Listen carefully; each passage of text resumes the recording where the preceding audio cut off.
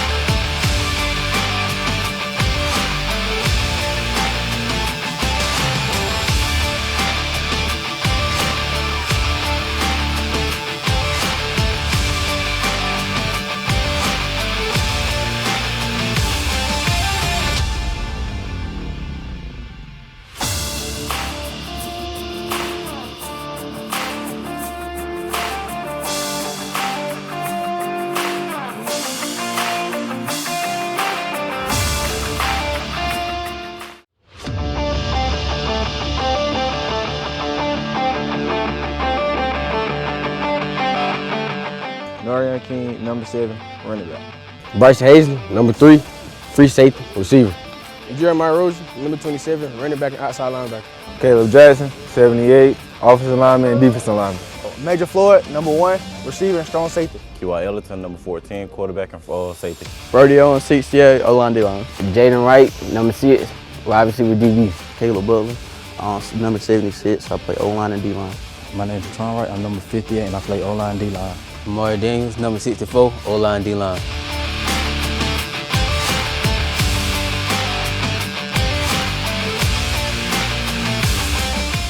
Jeremiah Rosen, number 27, running back and outside linebacker. Caleb Jackson, 78, offensive lineman and defensive lineman. Lewis Roman, number 0, H-back, linebacker. Jaden Wright, number 6, wide receiver, DB. Kason Watley, number 19, strong safety, receiver. Gary Stockton, number 12, receiving and cornerback. My name is Rente Carroll, number 75, O-line, D-line. I'm Legend Matt, number 9, running back, D and outside linebacker for East Lawrence. My name is Jaron Ballard, number 11, tight end, defensive end. Tawan Horn, number 18, tight end, defensive end, outside linebacker. Bryce Hazley, number 3, free safety, receiver. Okay, welcome TV 35 fans for the game of the week here in Wrightsville, Georgia. Here at Herschel Walker Field, we got the Johnson County Trojans hosting the East Lawrence Falcons. And my name's Travis Bowen, and I got here with me Barrett Wombles. Is that right, Barrett? Yes, sir. All sure right. is. Barrett, so you're a graduate here of this school, right? I am graduating in 2024. Okay, awesome. So right now, kickoff's going to be with Johnson County. We're going to be kicking deep to East Lawrence. Looks like number 7 deep to return it. I believe that's Norion King. Number 17, that's Will Peebles. He's the kicker. He's a senior here at Johnson County. I had the privilege of going to school with him for most of my high school days. It's a good hang time there. It does go out of bounds. We don't typically like that on kickoff. We like it okay on punts, but not so much on kickoff. We had to go ahead and give y'all that advantage for the game. Y'all probably don't need it.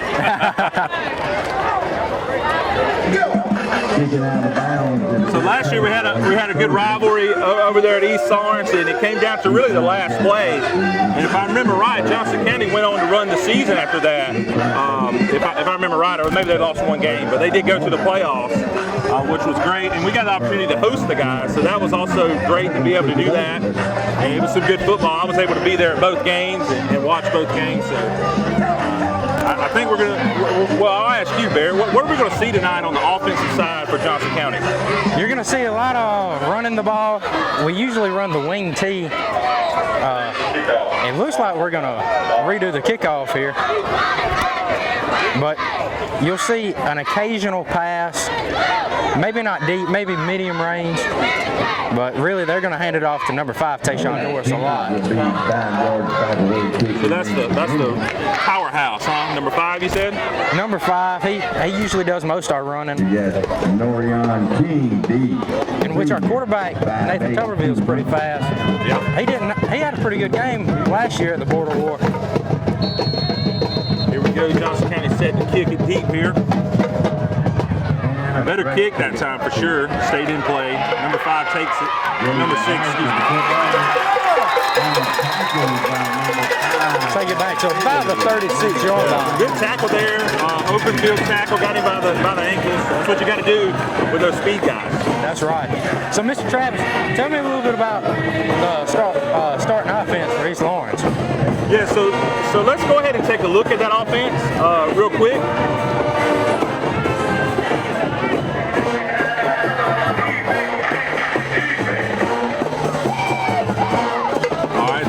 And now we're back here in just a moment. We'll take a look at that Johnson County defense, but we're going to have looks like number 2, bringing him to there, Sky Sneed. That's actually the brother of our starting quarterback from last year. A lot of people say he's just as good, in some ways maybe better. So we should see a similar style. We're going to see that spread offense. Coach was telling me earlier this week we had over half of our returning people on offense and defense. Hopefully we have a veteran, experienced offensive line or defensive team. It was like Johnson County gave him 5 yards on the first flag of the game, second flag of the game, excuse me. He drops back a quick pass over the middle. That's some good coverage by Johnson County there. Sky trying to thread it in there. There's really nothing there for him. But kept it out of harm's way.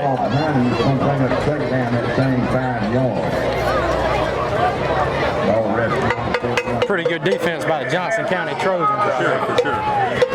Why don't we go ahead and take a look at that starting lineup for the Johnson County Trojan defense? Here's the lineup for the Johnson County Trojans.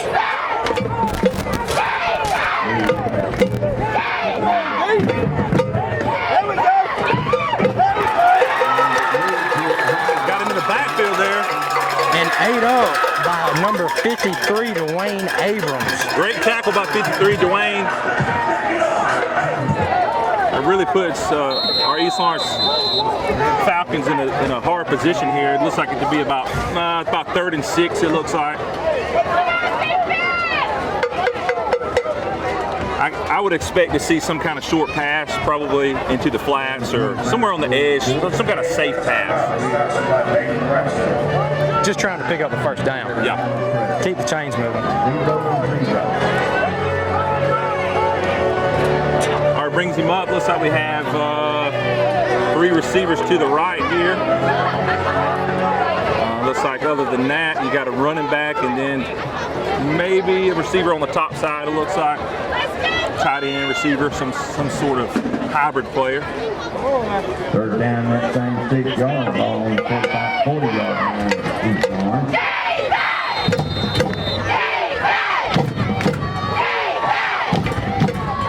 A lot of people at the line.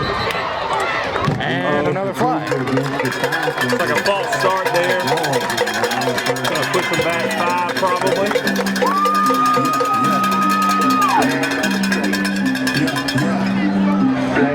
And the Johnson County faithful will take that one.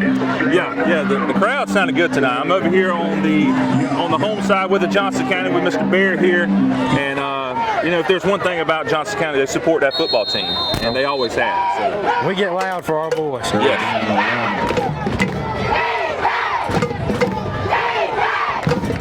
Drops back deep. Oh, dangerous pass. Pass broken up by number 8, Jeremiah Taylor. Yeah, that was a good breakup there, but I think he really wanted a 6 there because that would have been a pick 6 for sure. Oh, yeah. That's a dangerous pass. But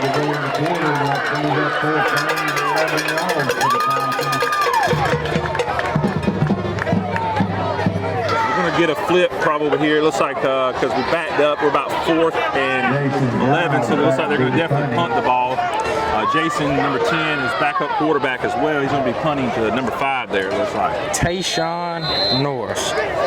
And he's really going to be one of our guys here to watch tonight. Is this the running back you were telling me about? It is. Okay. Some good block there about number 7. He's going to get it back to almost the 40, but he gets clobbered by that East Lawrence team over there. That was a good gang tackle there. That's where the Trojans start for the first time in the 3 months of the regular season. Fairly good punt, especially for high school. Anytime you can flip the field, we went from about the 30 to the 30 roughly. So, and as the offense takes the field, let's take a quick look at this starting offense.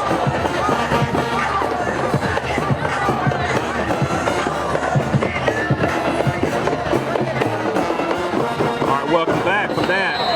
That's a good-looking bunch of young men there.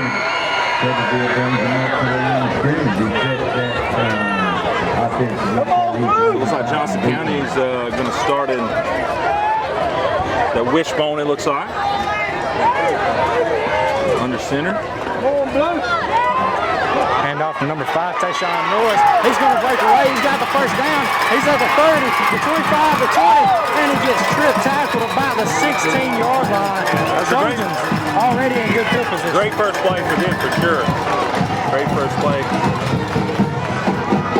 Shoestring saving tackle there from, I believe that was number, I lost the number, but great shoestring tackle there by the Falcons to keep it from going all the way because it was just one person They were just in between one them and the end zone.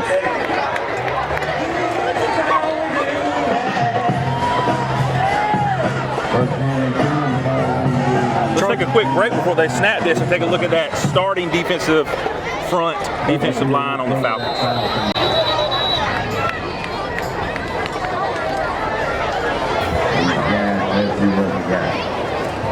Alrighty, now coming back here, looks like we do have a timeout or a flag on the play. Let's see what it is. Must have been a timeout, I believe. Okay, water break is what our PA announcer's saying down there. It gets hot down here in South Georgia, so if you're watching from somewhere other than South Georgia, you probably don't quite understand it, but they need that break, they need that hydration. So. Way off, folks. Let's go ahead and take a quick break. We'll be right back after this timeout.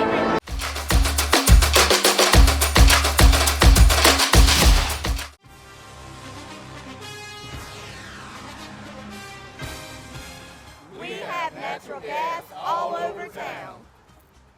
Get yourself a natural gas tankless water heater and save space. And have endless hot water. Natural gas is more efficient than electricity. And it's lighter than air. When you install natural gas appliances, you can get rebates up to $1,500. The City of Dublin will finance you up to $10,000. For 60 months at 0% interest. Use natural gas for all your outdoor cooking. It's a luxury. We're on call 24/7. You'll call us and we'll be there. Whether you're building a home or starting a business, City of Dublin Natural Gas has you covered. We serve commercial and residential gas all across town. Yeah. Finish the drill with natural gas. Call your gas guys. At 478-277-5048.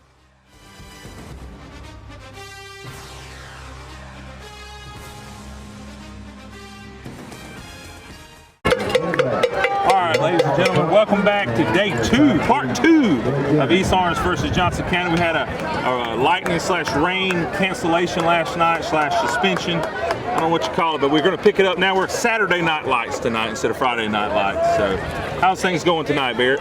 It's going good. I hate we got rained out last night, but the good thing is I get to see y'all again. So. Yep. So we're going to pick up right here. Another strong run, just like they ended last night with.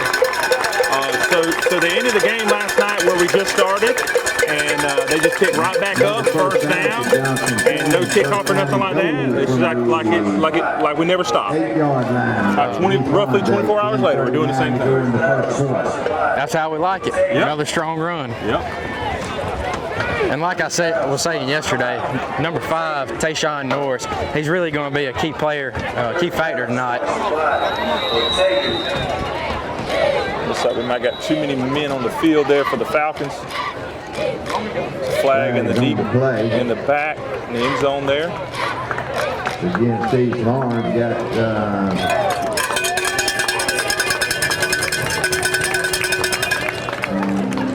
just some early season jitters maybe. Still working out some of the logistics of coming on and off the field. A little miscommunication. Yep. So like Barrett was saying last night, we're going to see a heavy dose of the run, the kind of that traditional option style run. And that penalty is going to move Johnson County to about the 4-yard line. 12 taking it from under center.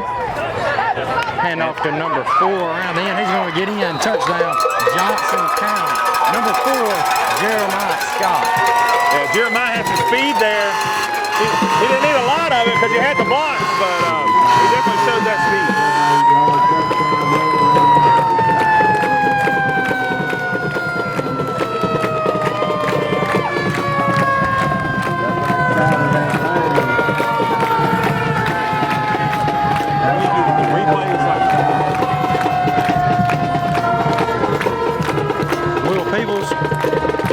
Attempt the point after touchdown. Not quite. Yeah, look, he caught it kind of awkwardly there. Or either somebody got a hand on it, I couldn't hardly tell. Hey, if you can score like that all night, you don't need the extra points. We may not need them tonight. Good little drive by Johnson County there. And with that being said, I think we're going to take a quick break.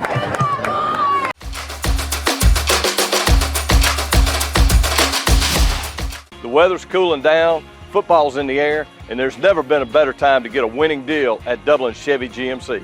Whether it's an EV or an HD, a GMC or a Chevrolet, with savings up to $10,000 off MSRP, now's the time to get a new Chevy or GMC truck. And if you're planning those fall trips to the ball game, come check out our full selection of family-sized SUVs. So while summer might be winding down in Middle Georgia, we're just cranking up the deals at Dublin Chevy GMC. All right, welcome back, folks. After that strong run there by Johnson County, they're going to kick off to the East Orange Falcons here. Looks like we have number 7, that's Norion back deep to receive, Norion King. Got number 17 making the kick there, Johnson County. Norion King.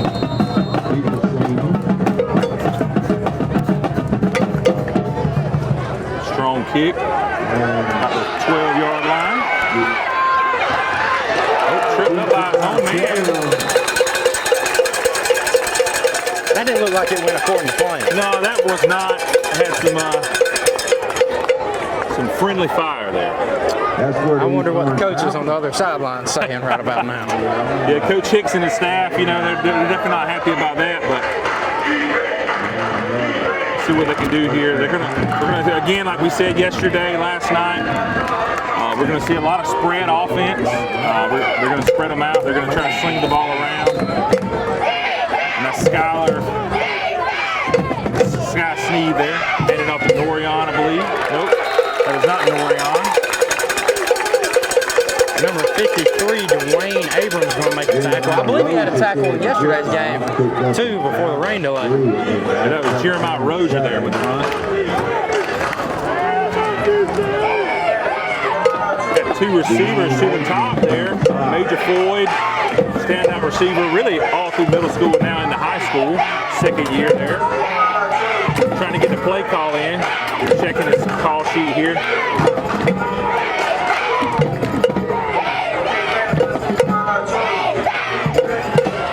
Little keeper on the right. Made a man miss. I believe that's going to be enough for a first down. Yeah, that's a good run there. You don't want your quarterback to have to do that all game, but he's going to need to do it some. Definitely helps when the quarterback can get out of the pocket and make a play. First down, East Lawn. It's one of those keeper styles he didn't like. He didn't like what the running back was going to have going at him. He kept it, ran the opposite way.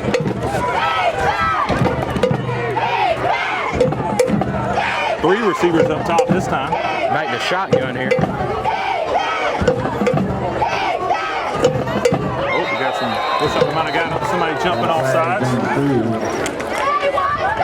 We'll see what the call is. Encroachment against the Trojans, that'll be 5 yards. They'll step off. Look like number 15, Jalen Daniels there. I imagine there's nothing more frustrating to a defensive line coach than those kind of pre-snap penalties.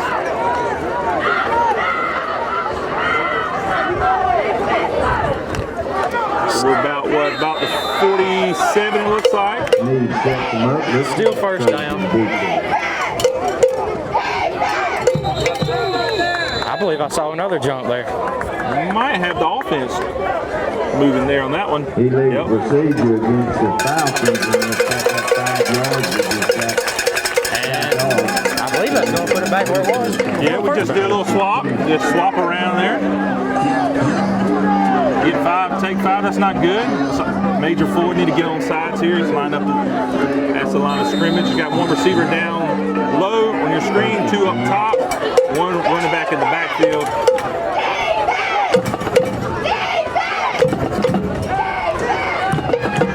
Oh, dangerous throw. He's really lucky that one's not picked off. Yeah, don't really know where he was going with that one. Yeah, Coach Hicks on the sideline there. He's a little bit frustrated there. But you do have to hit those passes. Oh, yeah. Get the yards. Looked like he was a little shook up there. Yeah, I think he had the right read there. You had a man in single coverage, but the receiver just got no separation, and then he didn't. And another penalty. Early jump. And I tell you what I like to see. Number 78 right there. When they had that penalty, 18 jumped off sides. That's going to be Twain Horn. Excuse me if I mispronounced that. When he jumped off sides, number 78 went straight up to him and talked to him. Didn't get in his face, but let him know, hey man, calm down, it's still the first quarter. Yep, they got time. Another scramble by the quarterback. Skylar Sneed is going to take it 50-yard line or so, maybe 48. Another good run by him.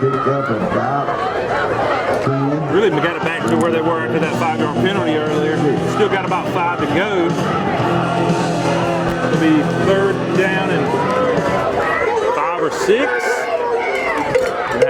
Looks like 3 receivers up top.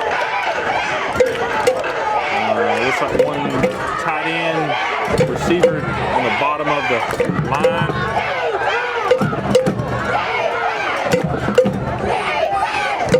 And we got another jump.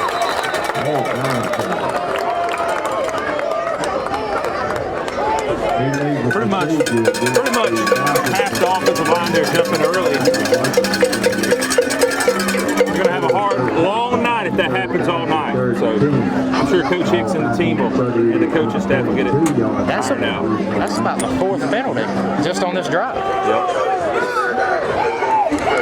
I would love to have a mic on the other side of the sideline when the offense comes off the field. Yeah, for real.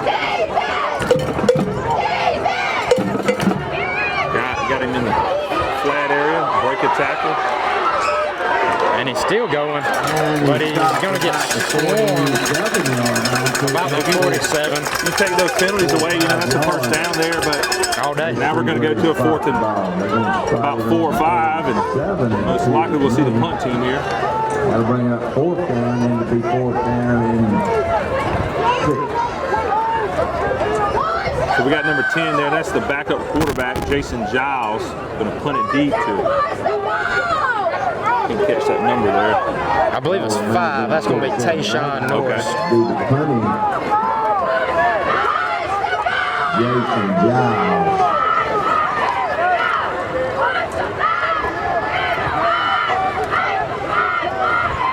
Everybody jumped off sides. A good punt. A good punt.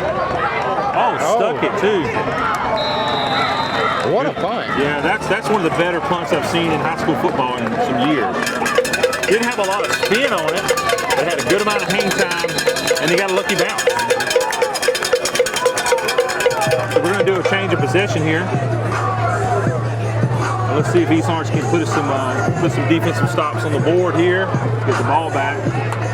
If we see what we saw the first possession with Johnson County, we're going to probably see a heavy dose of that run again. A strong run game for sure. Now let's go ahead and take a quick break. Don't go anywhere. We'll be right back.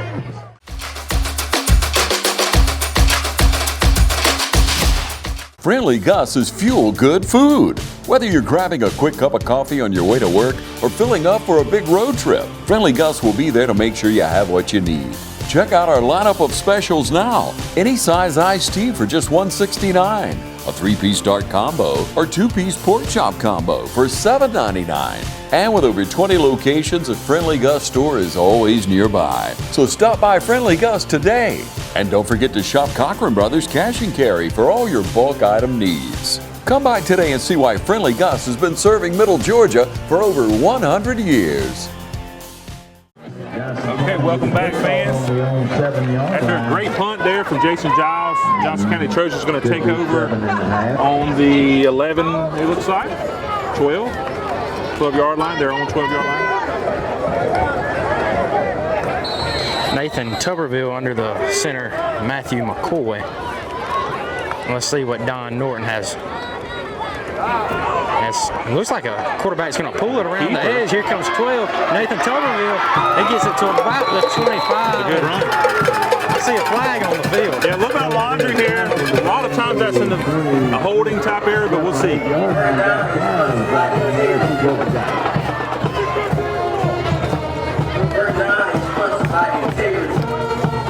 Get a little run there by the quarterback. Oh, yeah. Good vision, you know. He's not the fastest one I've seen, but I mean, he waited for his blocks. I believe they called a holding on Johnson County. I believe that's the call. Well, we'll see. We'll see.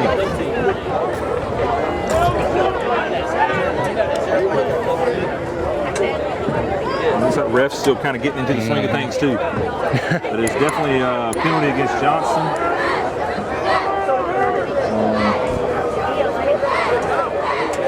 Assuming that's a hold, I didn't catch that signal.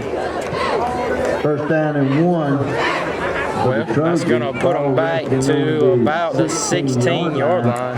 The reason that is the penalty is marked off on the spot of the penalty. Yeah, that's a spot foul. Something a little bit different in the high school rankings. You don't see that as much in the college and the pros. A lot of times college and pros is a line of scrimmage type movement, but this is a spot foul. So it goes back to where the penalty happened. Another handoff. That time it looks like number 4, Jeremiah Scott. Yeah. Good tough running there. First down. Football for that Trojans. I know they're running up the middle here, but they're going to want to get back to that outside because they've been tearing them up on the outside run. They have good speed. They need to utilize that. But no need to get in too big of a hurry. First down and 10.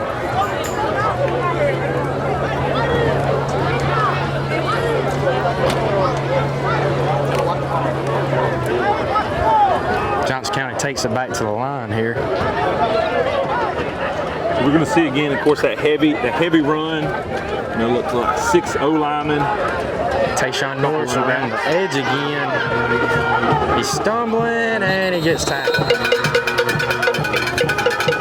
Yeah, I know Coach Hicks on the sidelines frustrated about some of this tackling too. Even there, they had him corralled and still took him forever to take him down. Looks like second down and 4. We're going to go to a quick break.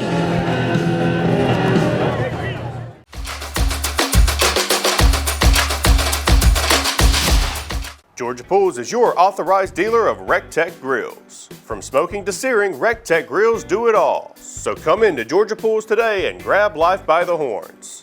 We also carry all the Yeti products you could need: coolers, tumblers, cups, and more. Find all of this and more at Georgia Pools.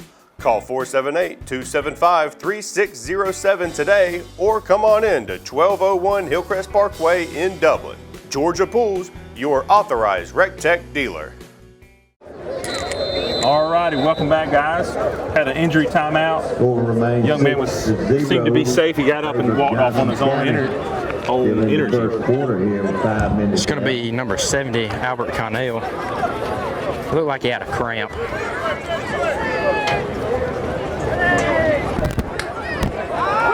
Great handoff there. Number 10, that's going to be Kelsey Waters. He's a freshman here at Johnson County. Yeah, that's a tough play to defend there. You know, it looks like the ball's in the backfield, and before you know it, the running back's 5 yards, behind the line of scrimmage, or in front of the line of scrimmage. Some good ball deception, so to speak. Johnson County's got the ball about the 38-yard line. So if you see that white stuff on the field, that's some sand. Barrett was telling me that's some sand they use to level out things as they put down some new turf. Got flags on the field. And there's another flag. About 12-yard carry on that Chelsea Waters run just a few minutes ago for first down. Coach Heath doesn't sound too happy about that. No, he doesn't. Let's see what we got. Oh, it's on Johnson County. It'll be 5 yards something. Maybe too many people moving at once, something like that. I'm always amazed at the refs even catching some of that stuff. Like, how do you watch all that? Me too. So many players on the field, it's hard to catch just one.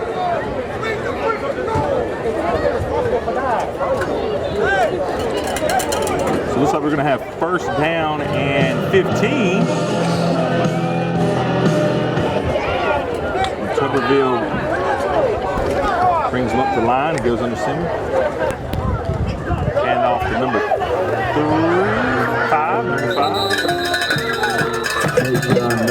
These Falcons swarmed him on that one. Yeah, I like Tayshawn though. He's going to be a game changer all throughout this year. Probably tonight too, but for sure all throughout the year.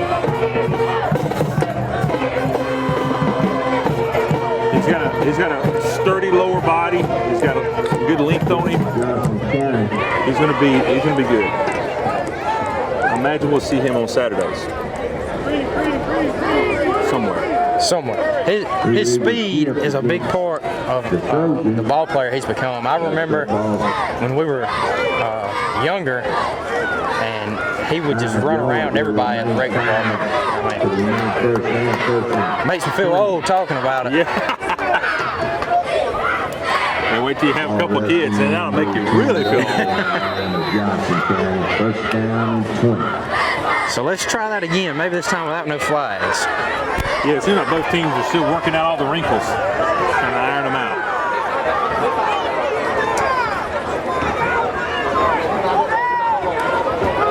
It looks like East Orange is really trying to pat the box. There we go. I'll get it out in a minute. Number 1, that was Corey King this time with the ball. Second down, 15. It's going to look like second down and 15. Resting on the 33-yard line of Johnson County. Johnson County's going to have to break out a pretty big play right here if they want to get this first down.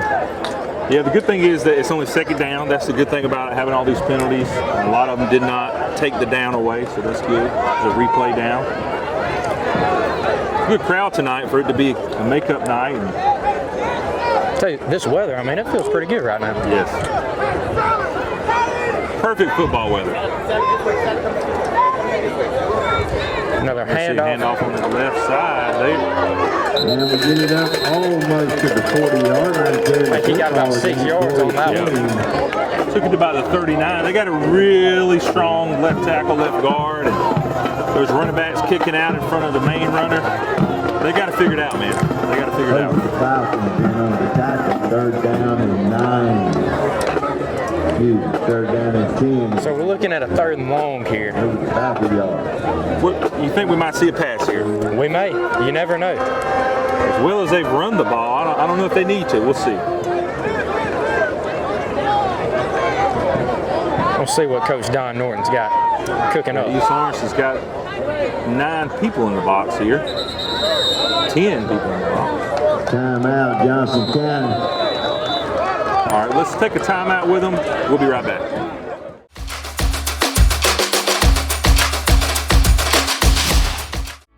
Since we were founded, the Houston Clinic has sought to provide the most advanced orthopedic services available to men, women, and children of all ages and all walks of life. And today, Dr. Gay and Dr. Richter continue the tradition of service in the Lawrence County communities. From our sports teams through every facet of this community, the Houston Clinic is not only proud to serve you, we deem it an honor. The Houston Clinic, 100 Medical Drive, Suite 400 in Dublin.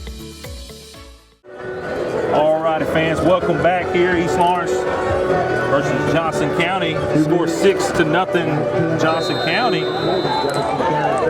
Something about this play right here feels bigger than probably it normally would this early in the game. It's big for East Lawrence, I think, especially.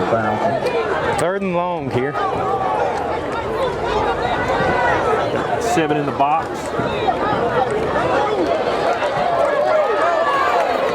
And he gets back almost to the line. Well, that quite didn't work the way we thought it would, but they definitely had a lot of us fooled, you know. East Lawrence did a good job kind of protecting that back end, the kickback lane, the turn back lane, whatever you call that, and made a big stop there. Good defensive play call. For sure. Let's see now. This is the first punt we've seen of the game between the 2 days here, I believe, for Johnson County. If I'm not mistaken. We got Major Floyd back deep, number 1, and Norion. Mishandle snap here. You better just fall on it. Well, he's going to get a few yards. Well, it's a big break for the Falcons. We'll see if they can convert. It's going to be pretty big for the Falcons to capitalize on this field position. Yeah, so, you know, the punter being back there, I think people think that's a little bit easier than it is, but they're catching a punt, 20 yards from the line of scrimmage? And so if they're not laser focused, you know, it's really a shocker that doesn't happen more often. It really is.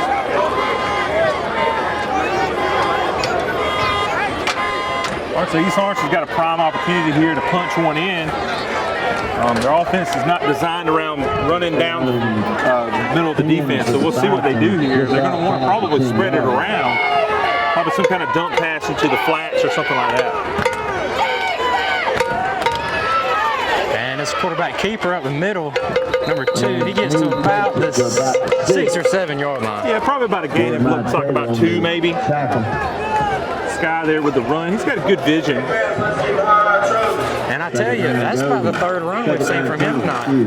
Yeah, I think that's going to be the recipe for success tonight for them. He's going to have to run. He can throw the ball, but he's going to have to do it all tonight.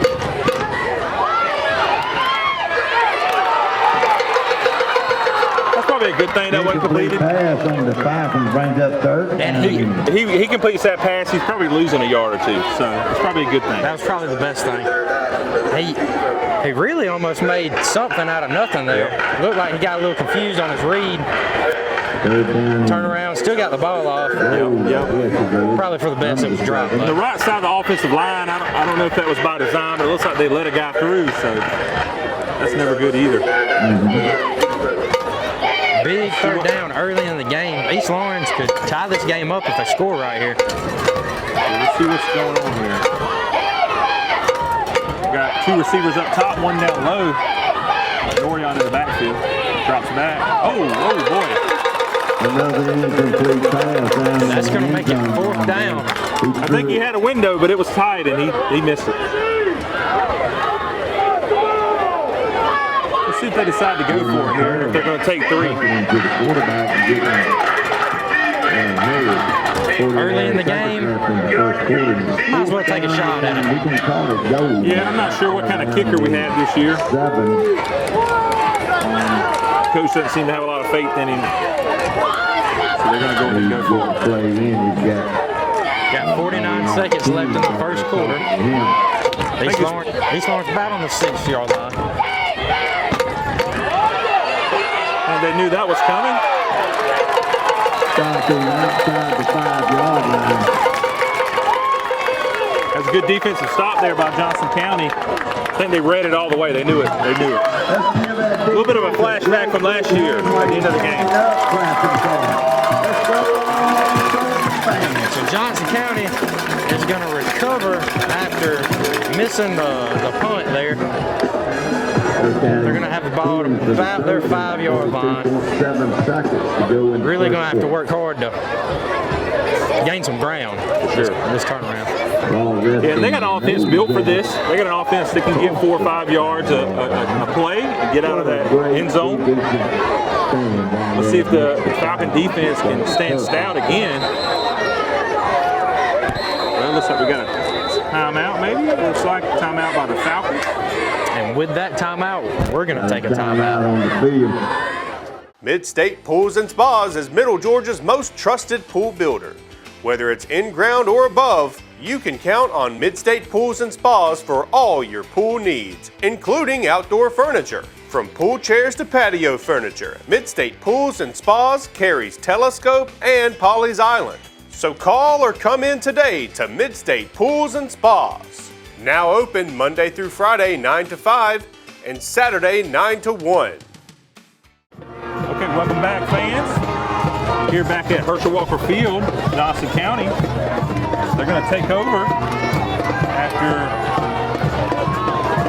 some miscommunication. We'll just put it like that by the Falcons. Johnson County had a great defensive stand there. That's all there was to it. Tough defense by the boys in blue. Now they're back on offense. Tuberville's going to take the snap. Looks like a handoff to number 1, Corey. He's got some room. He's going to get the first down, maybe a yard or 2 more. Yeah, what you love about that run is even after the first contact, he's not going down. 12, 13 yards on the Falcons want to stop him. They got to go. They're going to have to gain tackles. They're going to go after the feet. They're going to have to go after the waist. And work as a team too. Yeah, they're not going to be able to arm tackle this guy. About 12-yard gain. So I was watching them warm up earlier when I was waiting for everyone to get here from TV 35, and I was really surprised at the size of these high schoolers on both sides of the ball. Because let's hold off. Let's watch this play real quick.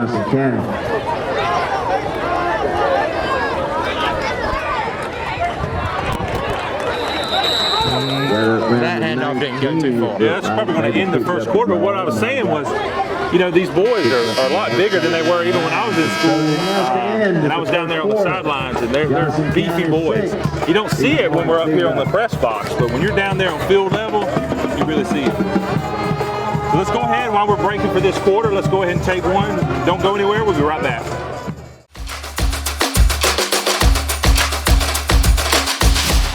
Need some supplies for around the house? Stop in Roach Farm and Garden.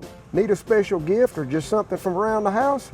We got wind chimes, windmills, and patio furniture. Come check out our greenhouse. We have trees, shrubs, and a huge selection of pots, arbors, and shepherd hooks. Football fan in the house? Roach Farm and Garden has concrete statues from Go Dogs to Roll Tide. We even carry doormats and flags of your favorite college team. From your farm to your home and everything in between. Come check us out at Roach Farm and Garden, 2 locations, Dublin and Wrightsville. All righty, welcome back, guys. So Johnson County had a good, a solid first down run, got a couple yards. Second down 9, 12 minutes left in the half. Falcons with about 9 in the box, 10 in the box. They're expecting to run all the way, rightly so. And still gave up about 8 yards, 9 yards. Picked up about 10 yards. It's going to be number 4, Jeremiah Scott.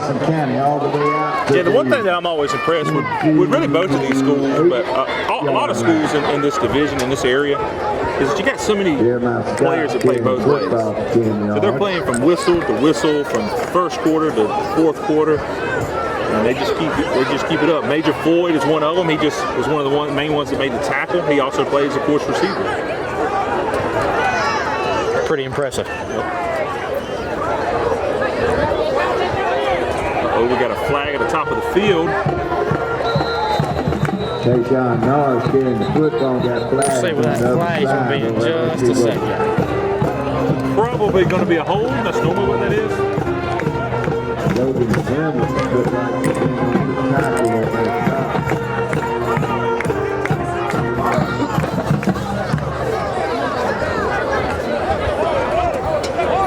See here, before the penalty, the ball looks to be on the 27, 28. illegal shift against the Trojans. They'll step off 5 yards. The remaining 5 first down is first and 15. So it was on the Trojans, but I didn't quite catch what the call was. PA announcer said illegal shift.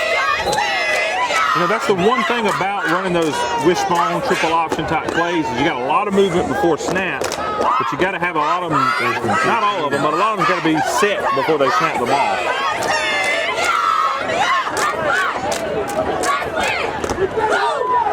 Another handoff to Jeremiah up the middle, and the Falcons are going to swarm him. Didn't get much on that play. They did not. Again, great running there. Took 3 the Falcons to take him down. Great defense by the Falcons. You can see both teams really adapting to the other. And the Falcons realized they got to shore up tackling, and I feel like Johnson County realizes that they just got to play their game and pound it, really, and just hit them in the mouth. Live small, run the ball. There you go. A little miscommunication by our offensive line there. The Falcons are going to continue to have 9 in the box, 1 safety, 1 cornerback. Handoff around the edge. He's going to hurdle his own guy. He's at the 50, the 40, and he's going to run out of bounds the 5, the 34-yard line. We got a flag back on the 30-yard line. Got a flag back here on the 30. I believe we're on course to have a record with flags here. Yeah, I think the referees got a little bored in the offseason, and they said, let's get some flags out there. Let's get some laundry on the field.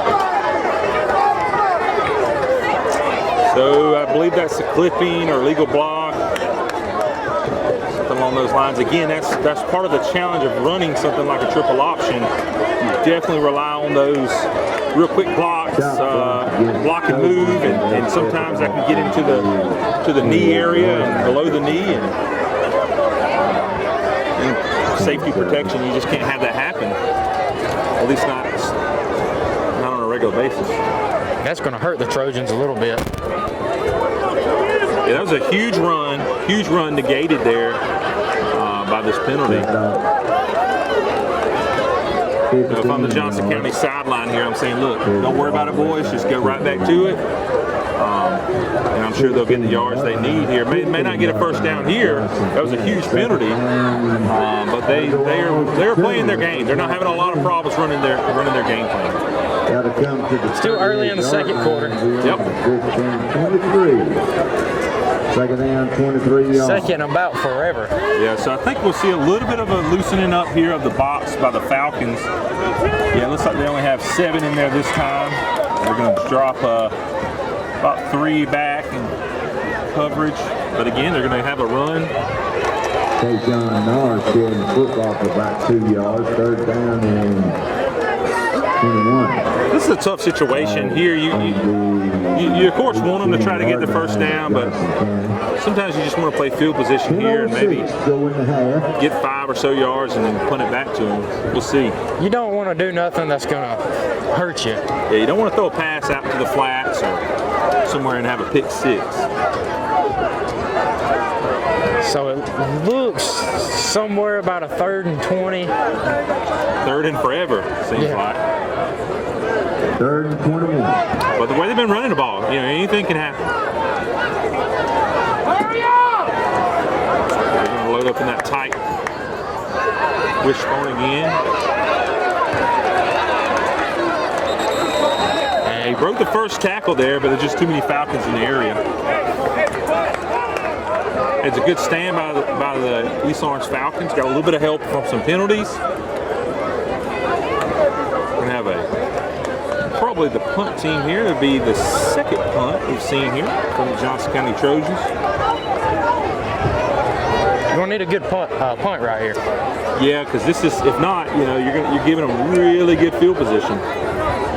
You're hoping for the 50. That's a good punt there. So we'll see.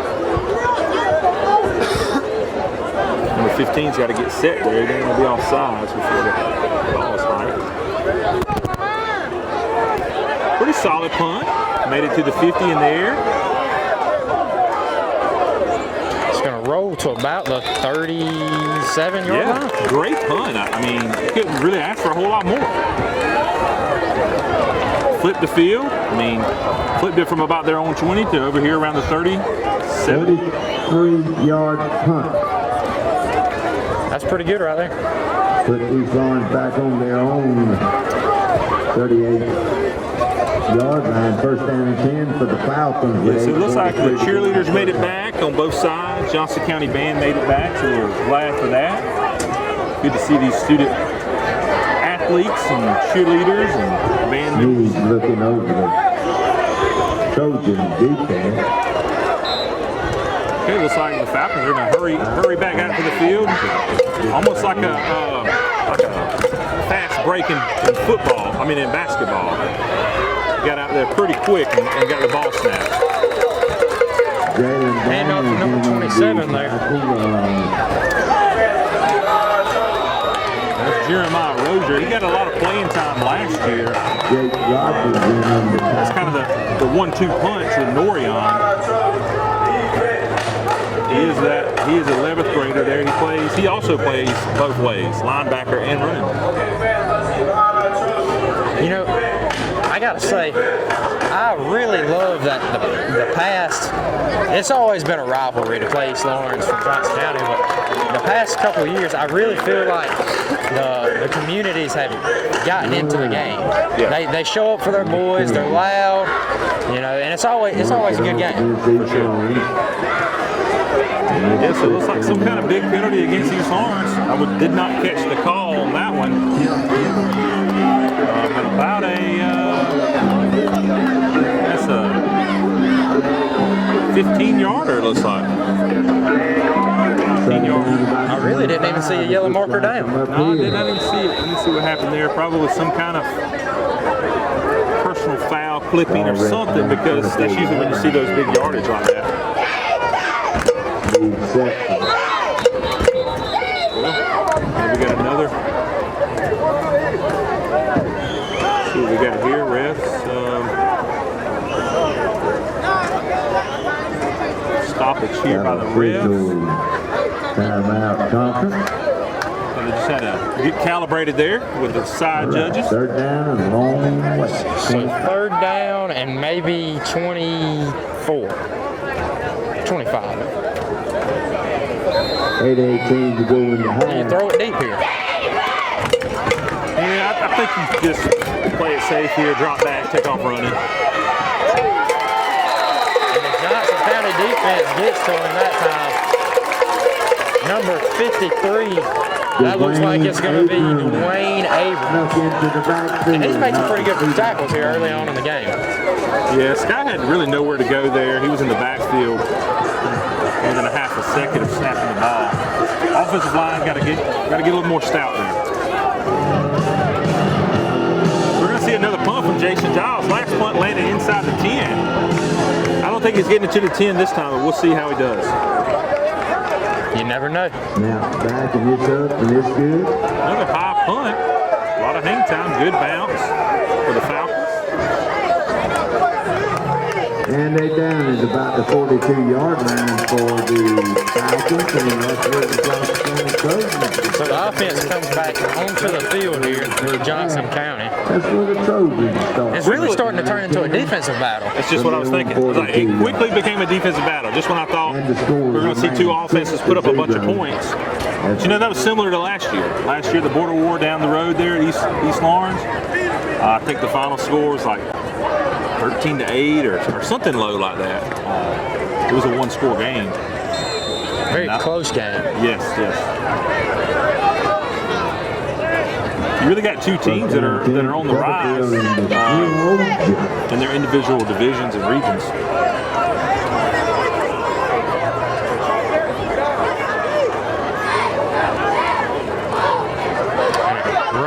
middle by number 8. That's Jeremiah Taylor. With the football right up the middle, picked up, looks like a foul. Got about 6 yards on that one. Good first down run.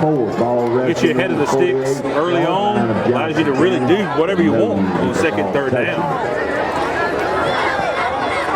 I tell you, as a fan, I'd like to see them just air one out. I think they can catch them off guard right here. I don't know that we're going to see that. I wouldn't hold your breath.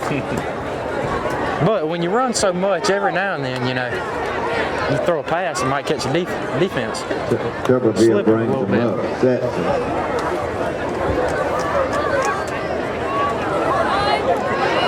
Heading off to the right here. Really tripped up by number 20. First down, Johnson County. 27, I believe that's Jeremiah Rozier. That's Jeremiah Rozier there on the tackle, one of the running backs. Save some yards for sure. 25 seconds.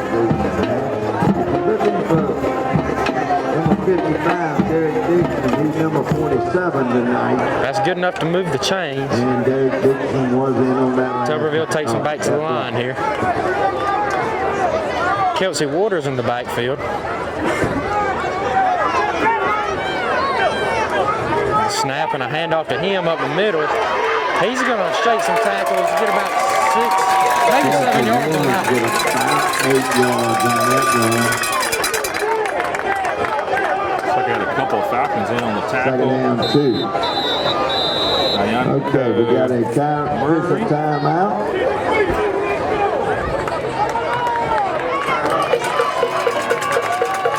I think we got an official timeout here. We're going to take a break with them. We'll be right back.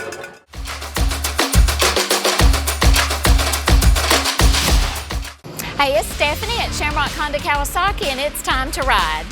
We've got a great selection of Kawasaki's price to sell, like this Kawasaki 900 RS. You'll look great on this Kawasaki retro sports bike. So come in today and save big on this bike and many more Kawasaki motorcycles we have in stock at Shamrock Honda Kawasaki, 106 Savannah Avenue in East Dublin. 478-272-4563. Give us a call.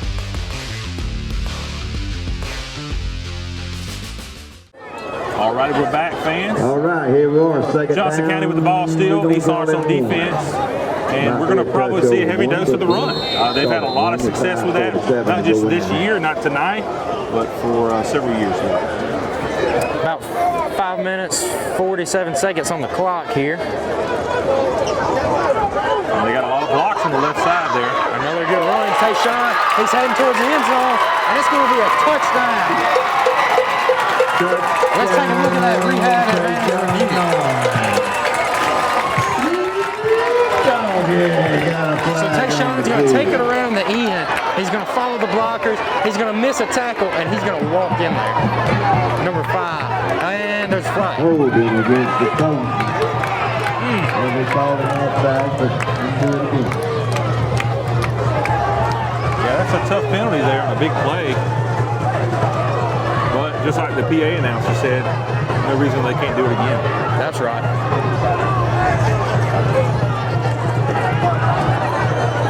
And it's a big break for the East Lawrence Falcons. They got to see if they can capitalize on it. See if they can get a stop. I tell you, that was a pretty big run he broke off there too. Oh yeah, great run, great vision, great blockers. Those 4, I think it was 4 guys that kicked out to the left. Excellent blocks. The holding was around the 42-yard line of East Lawrence. 37 to go. Let's see if they can do another one like that. 2 times in a row. What you say? Tuberville brings the play back in. We're going to get it called into the huddle here. Some form of run. Falcons really got to load up the box, but not to overcommit. They can't overcommit. That's right. Really, when you run past the blocks and the runner.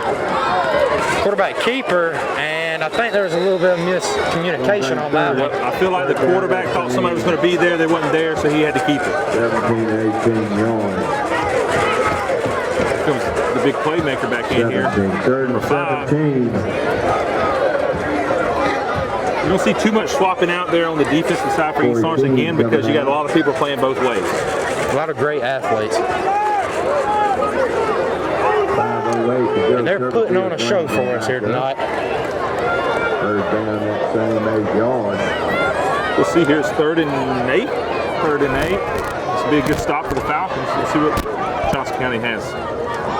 Another handoff to Tayshawn. He's going to reach. And I think he fell. I think he fell over it.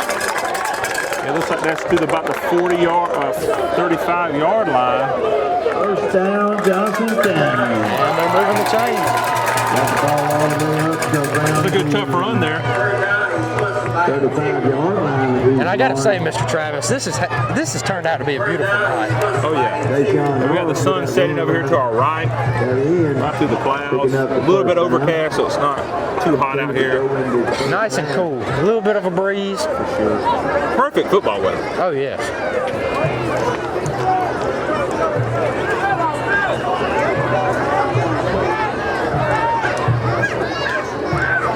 Handoff up the middle. Kelsey Waters is going to take it for about 5 yards. That whole gang of Falcons talking down. Number 15.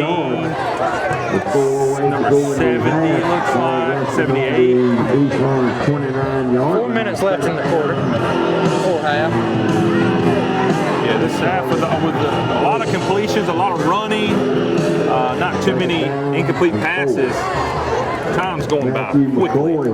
Opening the hole there for Tayshawn. We got 2nd down and 4, it looks like. D3 also opening holes up over. Probably going to see another dose here of the run game. Around the edge here. There goes number 4. He's in the end zone. Touchdown. And we're going to take it to a rehab advantage review. Number 4, Jeremiah Scott's going to come around the edge. He's going to shake a few tackles right in between his blockers, and he's going to coast to the end zone. Yeah, I'm really impressed by these offensive linemen, how they're kicking out, they're going downfield, they're creating lanes. He really only had to make one person miss. That's going to make it 12-0 Johnson County. About 3 minutes left to go before the half.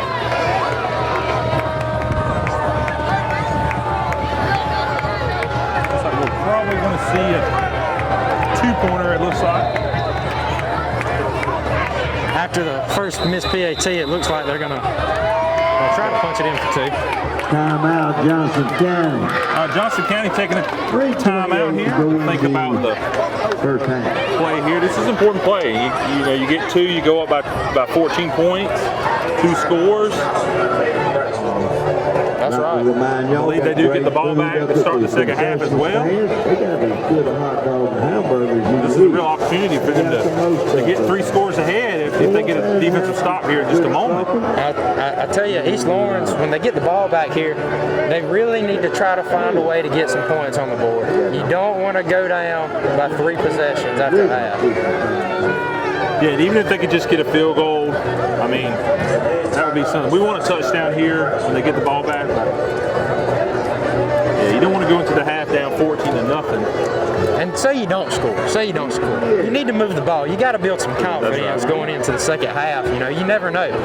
I remember my senior year, we played East Lawrence, and we were losing like 20-something at half.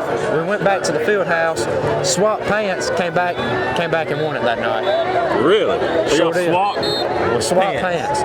We swapped color pants. Sometimes you just got something different, man. That's something right. You need a little different. Our coach would say it's a mindset. Like Barrett said, it's a good crowd tonight. Looks like we're going to have the Trojans come back to the line here to attempt the point after here. They're actually going to go for the 2-point conversion.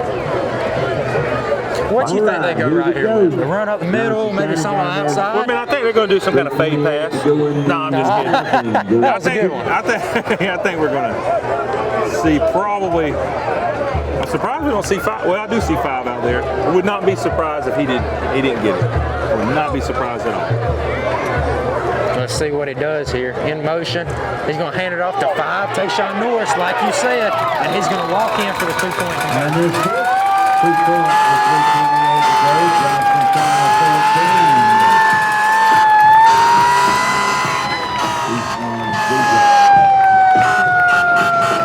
14. Yeah, East Lawrence doesn't have a lot of answer for them when they get outside. They're going to get yards every time. East Orange has somewhat figured out how to stop that middle run, but they have not figured out how to stop those outside runs. I tell you what, that was a good little play call you had there. Yeah, you know, it's that's the great thing about the option. You know, it's simple, it's traditional football, and it works. That's the best thing about it. So we'll see. Sometimes us fans get a little bored with it, but man, it's got, you know, you win so much with it. And you can't go away when you're winning with something like that. If it ain't broke, don't fix it. So right now we're going to have a change of possession here. We're going to have number 17 do the kickoff. Back deep again to Norion. Norion is the lone man, but he does also have up in front of him Major, Floyd, and he also has here we go. Number 6 as well. That's Jaden Wright. So we'll see if they kick it down the middle. It's Norion. Let's see if they kick it to one of the sides. You might see a squib kick here. You never know. Uh-oh.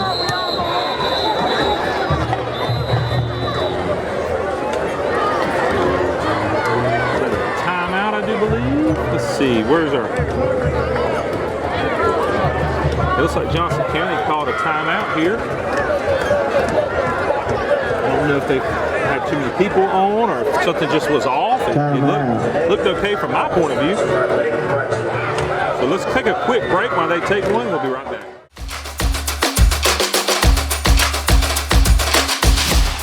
Hey, it's Stephanie at Shamrock Honda Kawasaki. Want a great way to get around town? Come see our selection of 125 trail bikes. We'll get you going. Whether you're doing a quick commute to town, need to get around college campuses, or just a nice ride on a Sunday afternoon, this line of small 125s will be perfect for you. So come see us today, 106 Savannah Avenue, 478-272-4563. Come see us or give us a call. All right, welcome back, guys. And gals. We're going to have the kickoff again for number 17 after that short timeout. We're going to go back deep to Norion. Home guy, we'll see. Well, people to kick it off right here. Solid kick. He kicks it over to the left of the field there to Jaden. A little bobble. Knocked down about 30. Looks like he landed on his head that time. Rolled maybe to he the popped 40. up fine. Like you were saying earlier, Bear, this is the opportunity for Falcons to show they're in this game. You keep waiting for a receiver to come open.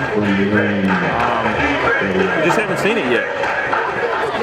Yeah, like I was saying, you got to get something. I mean, whether it's a big play to build on after half or points would be ideal.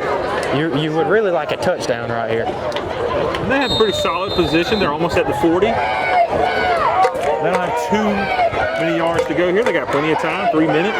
Yeah, man, Taylor wants to stop on the kickoff. So it looks like we're going to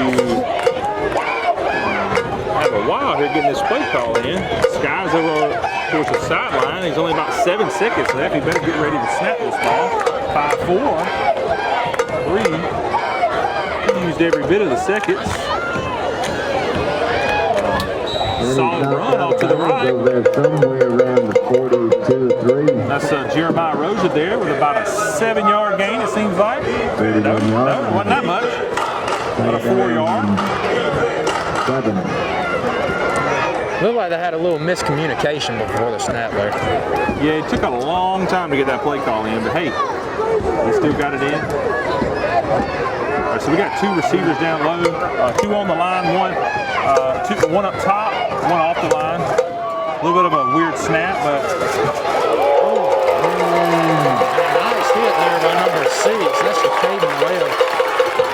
Yeah, that's a good tackle there. That's a big man who's tackling the big receiver. Number 9 there. That's Legion Mack. Legion Mack's got some good size to him, so for him to be taken down like that, that's some good tackling.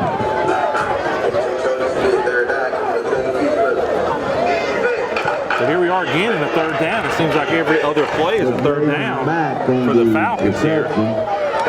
Picked up about a yard. And you need to make some magic happen right here. You need to get the first down. You need to keep the chains moving. Because at the bare minimum, you don't want Johnson County to get the ball back right here. Yeah. think Coach Hicks over there on the Falcons sidelines took a timeout. He didn't want to take a timeout. He was a little upset, but it looks like the play call was probably messed up, and so he had to call the timeout to get the right play in there. We're going to stay with them right now during this break. So, like Barrett's saying, you know, you hope they can get some positive plays here. You know, if they can get a first down, this would do a lot for them. Hopefully go down the field and get some points on the board. If they don't get a first down here, they're very easily going to give up more points. That's right. And it's important not to go down by another. They're already down by 2, and Johnson County gets the ball back at half. You know, you really don't want Johnson County to see the football right here.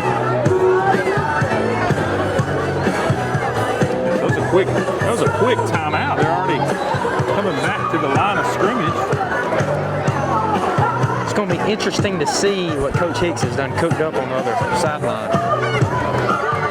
It's got to be some real high percentage type pass play, well-designed run. 39-yard line. We'll see what he does here. Of course, we got 3 receivers split out, 2 up top, 1 down low, 1 running back, and Sky back there with Norion, I believe. He drops back. He's looking. He's got plenty of room to run. Plenty of room to run. I'm really hoping he takes off there, but he tried to play the quarterback position and didn't quite get it there to him. No, he missed on that one. You know, he takes the run there. He has a chance at the first down, but Brings up 4th down that same 9 yards. What a defensive stand on that 3rd play. Great 3rd down defense. So Johnson County is going to get the ball back, is what it looks like. They'll probably have about 2 minutes, 15 seconds on the clock. And this offense has been able to score really quickly. So we see, surprisingly, as a running team, they're able to score very quickly. Another great punt from Jason. Didn't get really much of a bounce. Oh, we got a block there, a little funny block there, number 19 and 54 getting 64 getting tangled up. Start on the own 23-yard line, first down. 64, that's Amari Daniels for the Falcons. Number 19, that's Taylor Norris for the Trojans. Didn't quite see what happened, but and just probably somebody tripped. We do have a flag at the top of the field. I'm just now seeing. It's like something on Johnson County, maybe a hold.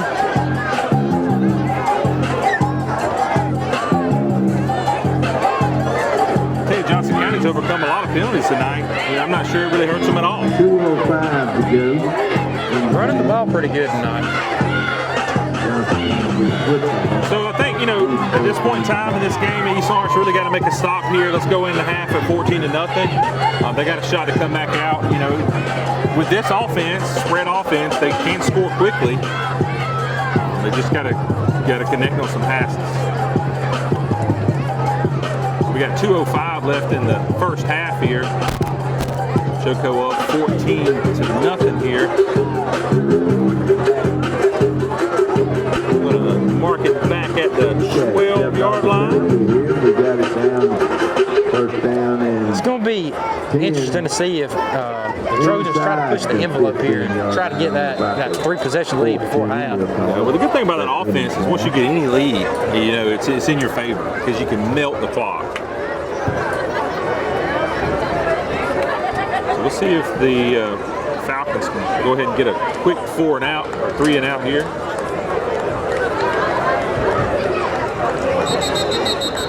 Some kind of looks like a false start coming in from the top judge there.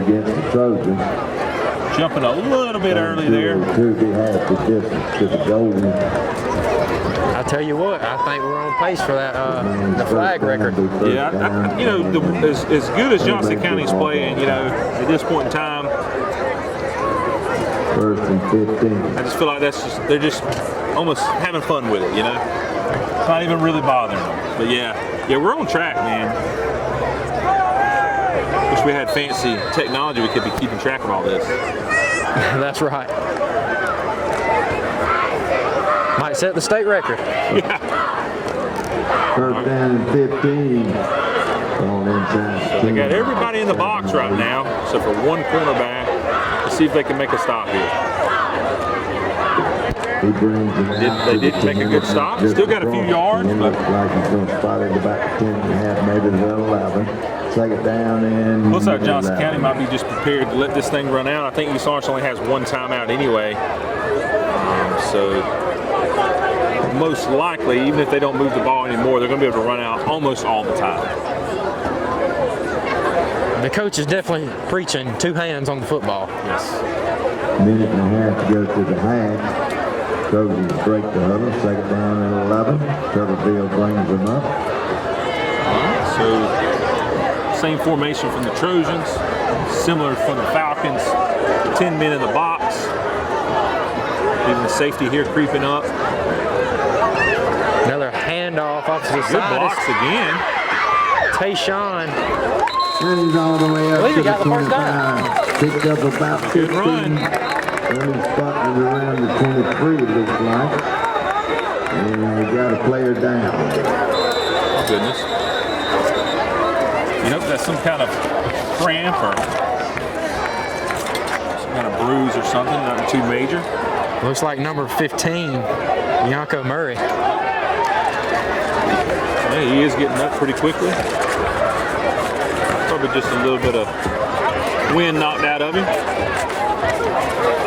He was there and on that tackle there, him and one other guy.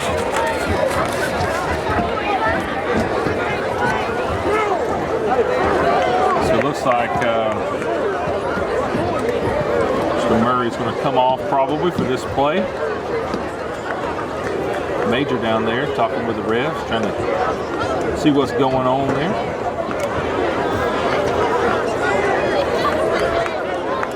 It looks like he's going to walk off under his own power here, which is a great sign. You know, one thing I love about this field, you know, they redid it last year after the hurricane, and they have all these new bleachers. Looks great. I love the blue accents in there. One other thing I love, though, and they've had this for a while that Barrett was telling me, is the video board. Love the video board here. Yeah, we got the video board, I want to say about 4 years ago now. And I tell you, it's really became special to us. We love to see the players up there saying first down, gets the fans into it. Oh, yeah. I think we're going to see probably another just a dose of handoff here. I don't think you'll see the Falcons try to use that last time out here. 50 seconds on the clock. I don't really see the point in it myself. Another good tackle here. It's going to be third down. Now it does look like, let's see here. Jackson lost his helmet. Matthew McCoy, my bad. Looks like they don't have quite enough on the play clock to run it completely out. I think Coach Hicks is going to just let them run it off. He's by the line, Judge, but now he does call a timeout. Really unsure of why we waited so long with the timeout. Got about 16.2 seconds to go, and they're bringing. Yeah, I'm a little unsure on why we waited so long on the Falcons sideline to call that timeout with the clock running. You would think they would, if they were going to call it, they'd call it right after that last play.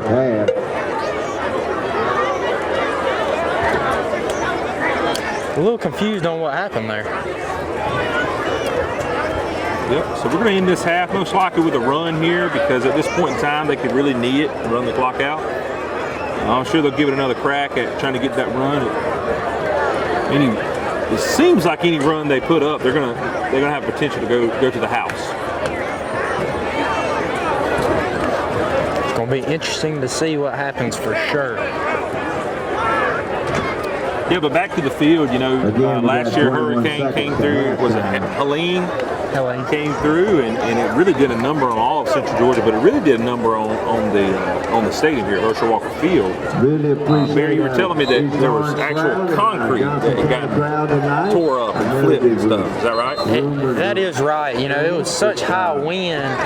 Thank y'all. We came over here after it happened, the morning after, and the concrete. If you ever been to Herschel Walker Field, you know we're notorious for the big concrete bleachers. Well, they had just fell over. It was unreal, and we decided to go back with metal bleachers, and I have to say I think they're a hit around here. Yep. All right, here we go. Get more people in here in a little bit tighter area. You don't have to worry about those large slabs, having to walk up, things like that. But it does look nice. I really like how they put the blue kind of accents inside each bleacher.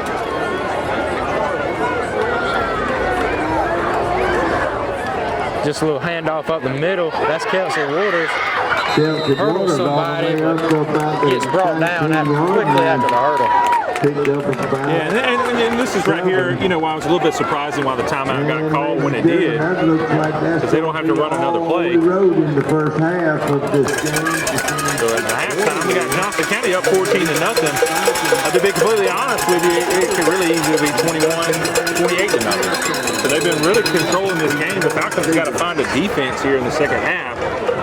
They got to play their they got to play their offense. They got to play their offense. Right now, they seem a little bit shaken, a little bit new school year, new football year. They ain't quite got it figured out, but I think they'll get it.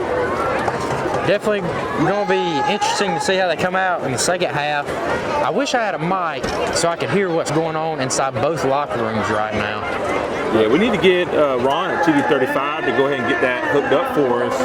Just microphones on all locker rooms across the Central Georgia area. But we're going to take a halftime break with them. Don't go anywhere. In TV land, you're going to be back quicker than we will. See you soon.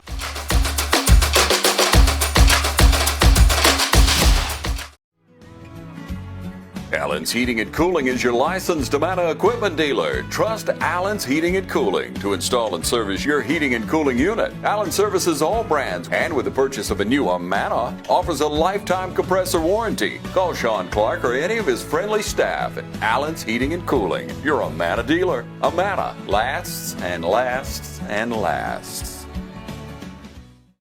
Okay, welcome back, guys. Second half here at Herschel Walker Field in Wrightsville, Georgia. Johnson County had an impressive first half. Even all the penalties, they still put up 2 touchdowns, and they held the Falcons to nothing. So they're kicking off to the Falcons are kicking to Johnson County here. Mishandled the ball here. So they're going to pick it up and run with it. Get 5 to 27. Still a solid return considering the fumble there on the reception. And it's going to be interesting to see if East Lawrence kind of figured out something for the Johnson County, beating them outside of the hash marks. I mean, they're killing them on the outside sweeps. I mean, it's going to be fun to see what they've come up with counter. Yeah, this drive right here will tell us a lot about the defensive adjustment. Let's see if they made adjustments. They definitely had a hard time stopping really any of the runs. They were having a hard time stopping, especially those outside runs.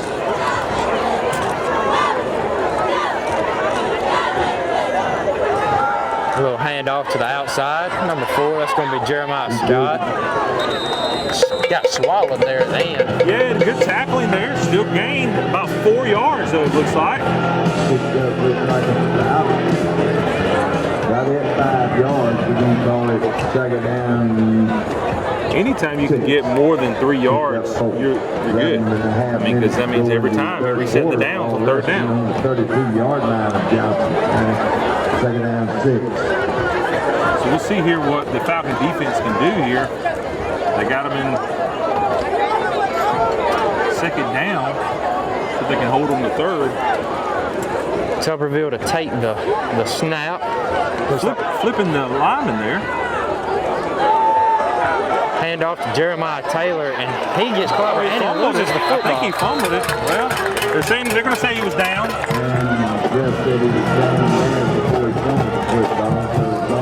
that's got to be a sickening feeling to a coach when you see the ball rolling around. Yeah, for sure. I mean, good thing he's down there, though. Minimum damage, maybe a loss of about a yard, maybe. But all night we've seen that's not a big problem for Johnson County to just turn around right here and get 10 yards. We'll see here. It'll be a great stop for the Falcons. Let's see what they do. I'm sure they're going to load the box again with about 10 defenders. Let's see here. And really, that's the name of the game when you're playing that triple option. Got to load the box. Another handoff to the outside. Number 4, Jeremiah Scott.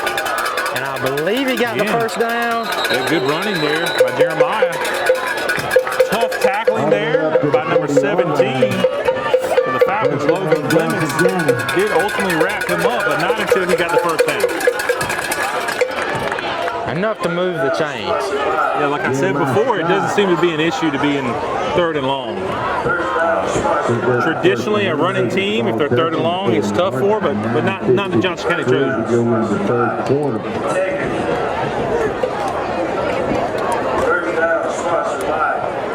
And the Falcons really got to find a way to stop this running on the outside. They've kind of controlled it up the middle up until this point, but they really need to stop the outside runs here.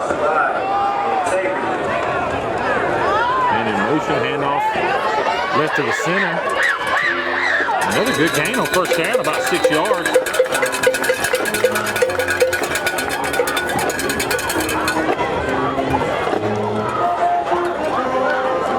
Something number 76 there for the Falcons going off the field. This is Caleb Butler. Swap him out there.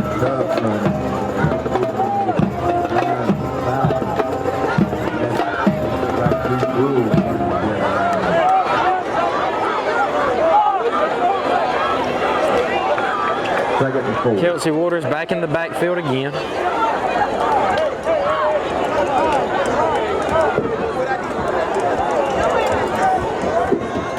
Cut. And off to the left. Another good block. Face mask there.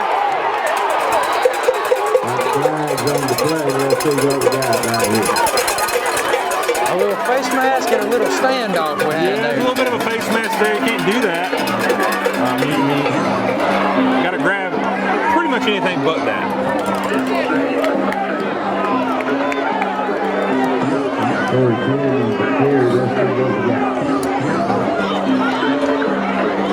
And the men in the striped shirts are going to say that's a big no. Yep, every time. It'll probably be a 10-yarder, I think. Let's see. 48 yards.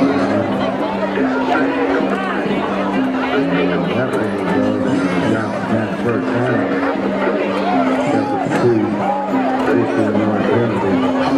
That's a 15-yarder here. That's a big negative play there on defense. You just can't do that for safety reasons, but also you can't give up free 15 yards. Not the way Johnson County's been moving the ball here recently. But with that flag, I don't know if you noticed during halftime, I got a phone call from ESPN. They told me we were about 10 flags away from breaking the record tonight. So, we're gunning for the record. Yep, we're gunning for it. So I did a little bit of calculation at halftime. Looks like the Johnson County Trojans got 6 seniors, 5 11th graders, 17 10th graders, and 13 9th graders. 17 10th graders, wow. It's a good class there. You're going to have 2 more years with them. Another handoff. Hey, good tackle that time. Looks like Falcons are figuring out a little bit. Number 27 there with the wrap-up, Jeremiah Rozier. He's been around the ball all night tonight.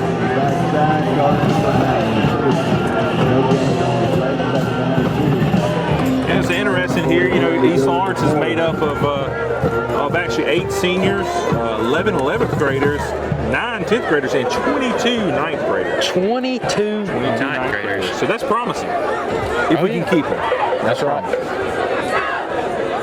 And on the other end, you know, not too many seniors. I mean, 8 seniors, so not too many moving on. The future's bright. Yep.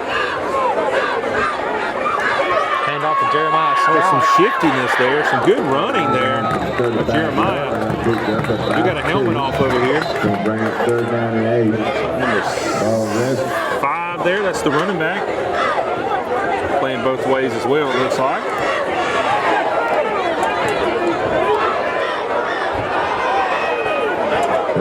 Appears as if we had a little bit of trash talking, but I'm sure it's just all love. Yeah, let's hope that's what it is. So here's another opportunity for the East Orange Falcons to come off the field. It's 3rd and long here. 3rd and long has not been an issue for Johnson County tonight. Let's see if it is right now. Let's see if the Falcons can make it an issue.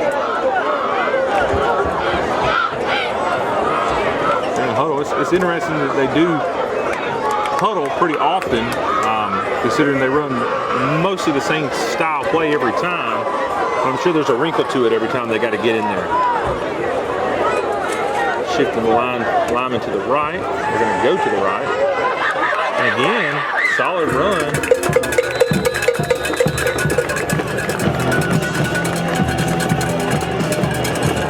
Looks like 0 there for the Falcons. Coming up a little bit sluggish there. I don't have, I do have 0. That's Lewis Roman.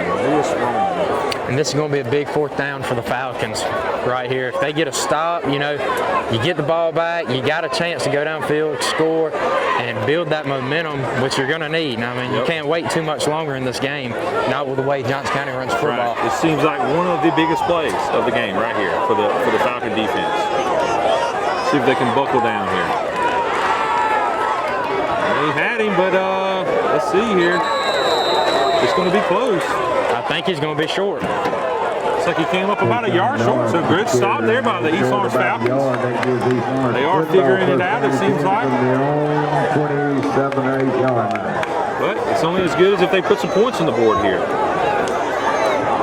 So we'll see here. They're going to flip sides here. They're going to turn over on downs on 4th down. Sky's going to bring them back out. We'll probably see more of Sky. Let's see here. There comes Sky. Sky Sneed coming out. Norion, number 7. To be honest, the first half he didn't look quite comfortable. Hoping right here that he comes out a little bit more comfortable, hits some open passes, move the chains, just get the ball moving. Yeah, it does look like we got a timeout here. So while we are breaking here on the field, don't go anywhere. We'll be right back.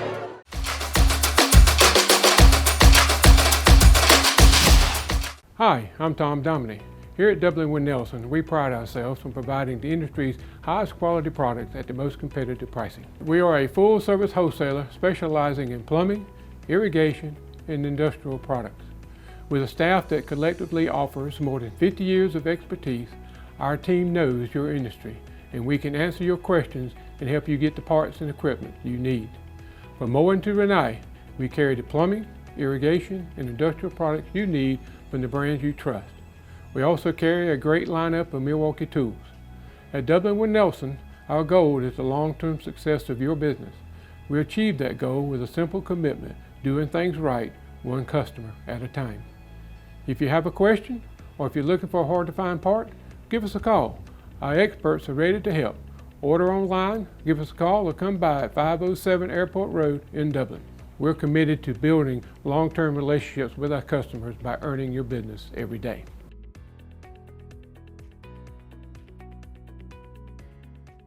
Okay, thanks for staying with us. Back here at Herschel Walker Field. Falcons had a big stop there on 4th down. Let's see if they can do anything with it. I think they need to simplify the playbook here. Let Sky make the decision either run with it or dump it off in the flats or a quick out route or something like that. I don't think they're going to get anywhere running the ball in the middle.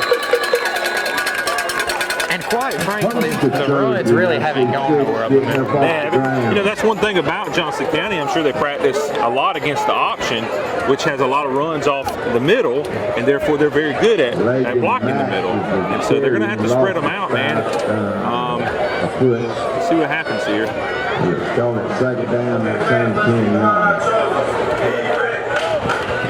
right, so we got number three down low on our screen here. Two receivers down low. One looks like real tight up top, almost in a tight end position. One running back. Take the ball again. Oh, we got a fumble.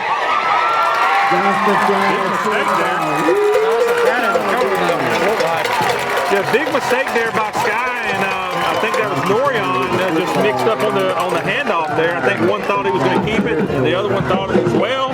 So the ball popped out pretty quickly there in the middle of the exchange. Johnson County recovers. Great play by Johnson County. Great heads-up play. And that's really going to kill whatever momentum Miss Lawrence was trying to build there. We really needed to get something out of that drive. Still got about 4.5 minutes on the clock, 4:41 to be exact. All right, Johnson County with a quick recovery there, quick turnover. Falcons had, I think, 2 plays before that happened. Here we are right back on offense on Johnson County. And they got the blocks there.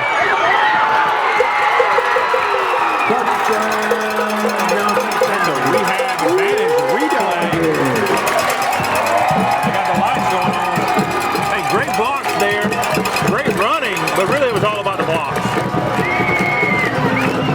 Just about coasted on the end zone there. There wasn't a man in sight.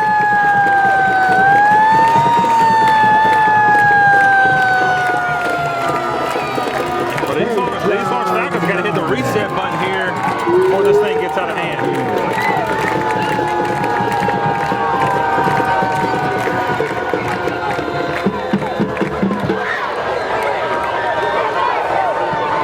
It's up and it's good. And they got that one.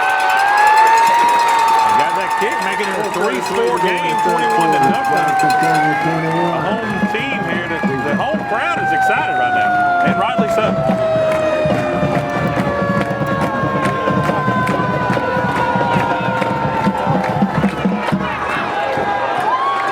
All right, let's take a quick break while we have a change of possession. Don't go anywhere. We'll see you soon.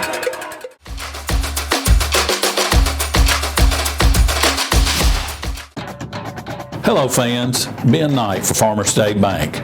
Friday night football and Farmer State Bank. As easy as FSB. Dedication, hustle, trust, commitment, and teamwork. Giving our all every day, just as our local football teams do every Friday night. Join us at Farmer State Bank and support your local team. Member FDIC, Equal Housing Lender. All right, we're back. Number 17 set to kick it deep. He does do a little bit of squib kick here. Looks like a good tackle there by Johnson County. That's number 12 there on the return. Gary Stockton, 11th grader. Couple more of those Trojans. Solid return, solid field position here. We're going to have it around the 37-yard line. 38 yard line. So you're down by 3 possessions here. The run game not really work unless you ran it with your quarterback. You start airing it out more here later in the game. I think you got to take early shots here. Get some first downs. Take a shot on first down. Don't go totally away from the run, but take a shot on first down. Allow Sky to make the decision to pass it or to run it, and move a little bit away from some of this option RPO stuff. There goes solid first down run by Sky there, picking up about 7. Made the first man miss and picked up about 4 yards afterwards. And I tell you, when he's ran tonight, he's got about at least 5 yards just about every time. Maybe that's that. Maybe you stick to your quarterback running. Yeah, at this level with this offense, that can win you a lot of games when your quarterback's willing to be smart about running and do it confidently. And he can do it. So we'll see here. And again, it's just tough sledding there, handing that ball off up the middle. Johnson County Trojans are going to, they've been putting a stop to that all night. So he might have got a yard, maybe. Yeah, not an easy way around that one. I mean, the runs up the middle just ain't quite it tonight. No, they're not able to get any space there. I think you're talking about, you know, some weight difference there. You know, you got some big, strong boys there on the Johnson County side, and the East Orange side just not there yet. At least not for that style run. And their offense is built to be spreading out, not to be running up the middle. So we'll see. Traditional drop back here. He does get it to him. Good pass there, but Norion could not bring it down. Going to bring up 4th down. I'm not so sure you even worry about punting here, but they are going to punt it. Nice stop by Johnson County. Yeah, good defensive play. Let's give that defense a hand. Come on.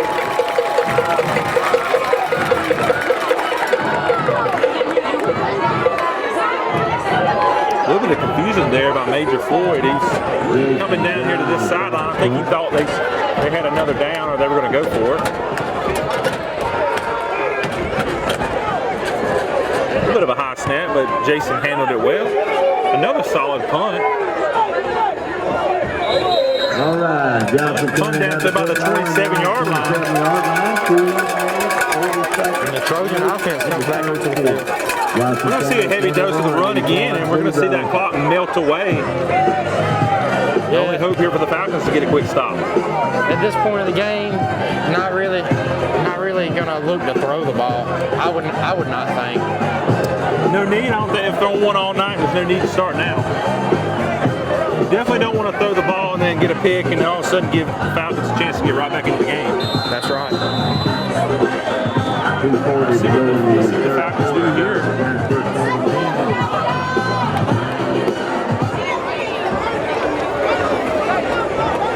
Number 76 there and 78 working the interior line. They have been working their butts off tonight. That's Caleb Jackson, Caleb Butler.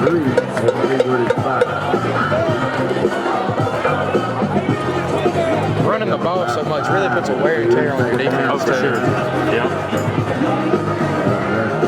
32 and a half.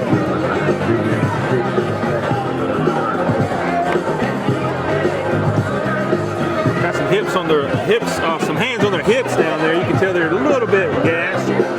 They have been out there a lot.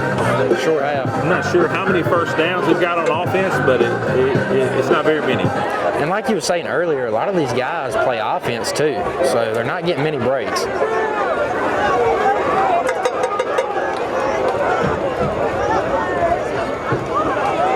And a handoff to Jeremiah Scott. He's going to go good block. Almost gets the first down. Yeah, it's going to be maybe about a yard short, half yard. It's going to be close though. It's going to be real close. So they're going to mark him a little bit short. It's going to be 3rd and inches. Let's see what they got. He's on it 3rd down and about 3 or 4 inches. Wait a minute. First down. Minute 33 seconds left on the clock in the 3rd quarter. They give him the first down. 3rd down is supposed to buy integrity. 3rd down is supposed to buy integrity. 3rd down is supposed to buy integrity. Johnson County Trojans with another reset. We did get a flag here. It's usually some kind of offside or false start or something along those lines.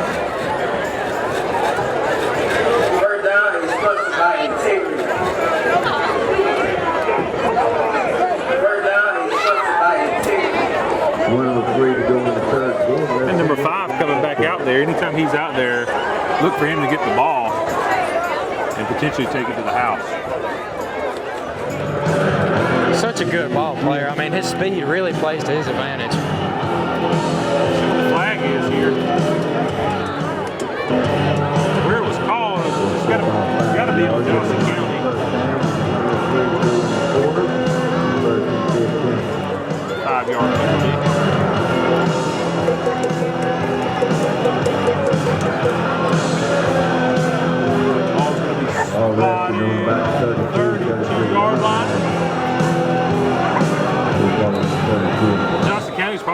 at trying to take this thing on down to the fourth quarter here after this next play.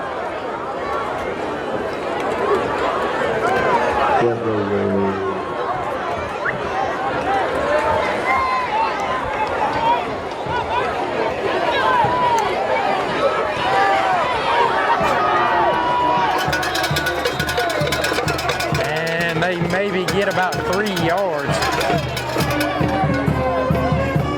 All right, guys. Make sure you stick around to the very end of our broadcast. We'll be crowning the Premier Heating and Air Player of the Game. I don't know, right now my vote's looking at number 5. We'll see how the votes come in. I couldn't agree more with you on that one. He's been a key player tonight, offense and defensively.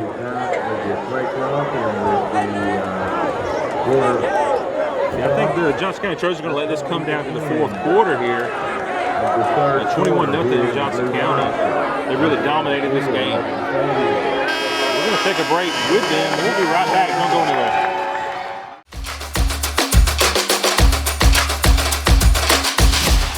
Hometown Supply is welcoming in spring with a bigger and better selection of zero-turn mowers, blowers, string trimmers, and a complete line of power tools for the yard. Hometown Supply has all of your lawn and garden equipment from zero-turn mowers to string trimmers and blowers.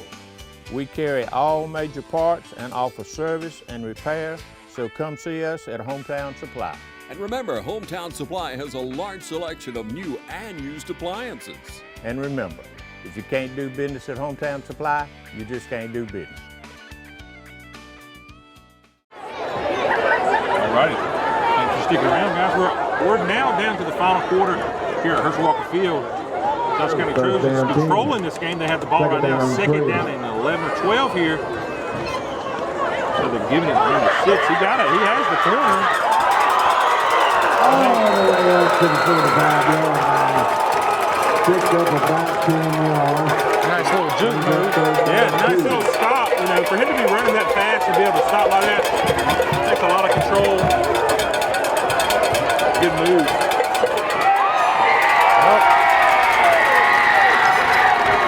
There is now a flag on the play. Yeah, we got a flag on the play. Probably somebody said something to someone the way that came out. You don't want them getting too mouthy down there. So let's see what the play call is. The flag. Love the tough playing, but you don't want to get unsportsmanlike. That's against the Falcons.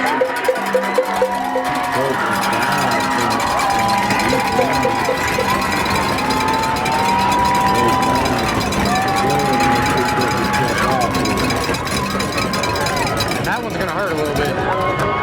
Yeah. That's going to bring up the Johnson County first down. That's about 15 yards all the way down to the East Lawn 40. It's been really a sloppy game all the way around for the Falcons. Let's hope Coach Hicks can get this figured out and get back, because there's a huge opponent coming into Falcon Field next week. That's the Double Fighting Irish. Oh.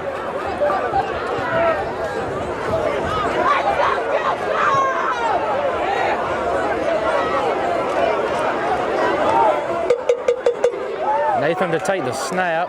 Kyles Hutt hands it off to number 10, Kelsey Waters. And he is ball on it. Well, that's going to be a close one there. I do believe it was a fumble. Let's see who's recovered. I couldn't quite see who picked it up. had a chance at it, but we'll see.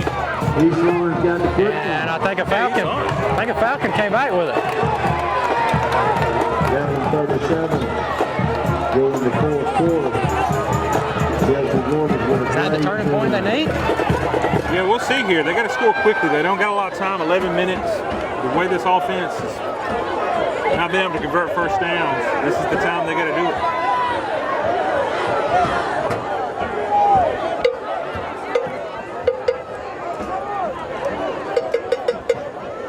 First down, 10 East Lawn.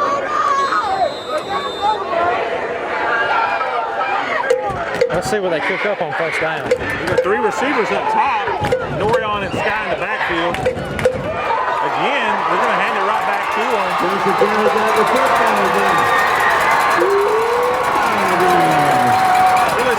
big pay here from the East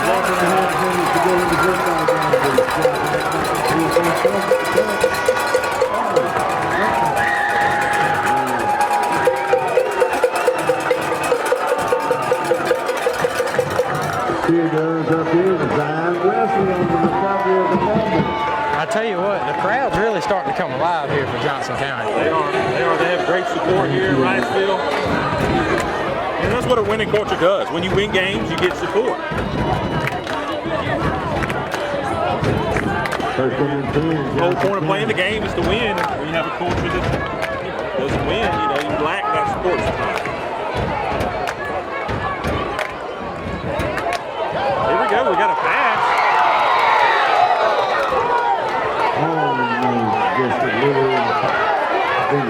That was wide open, man. He just missed him. Looks like he might be a little banged up after that play. Kind of came down hard on his chest region, maybe knocked the wind out of him. He is up, so that's good.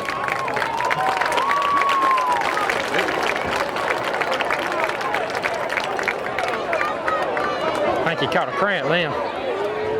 Yeah, it is. It's not too hot out here, but it is definitely humid. And with that cramp, we're going to take a break. Be right back.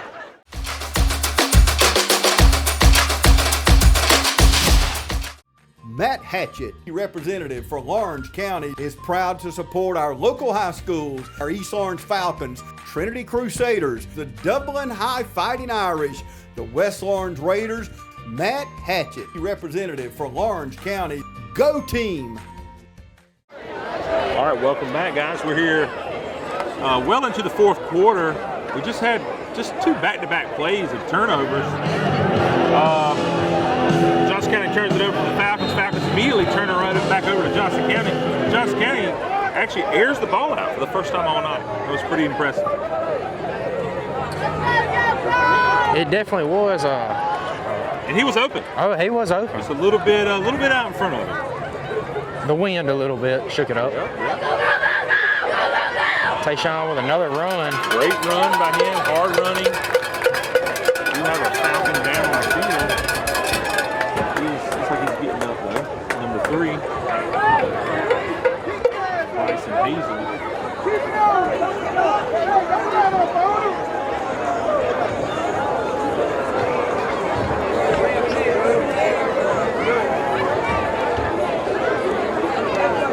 And he's ran the ball like that all night, really. Yep.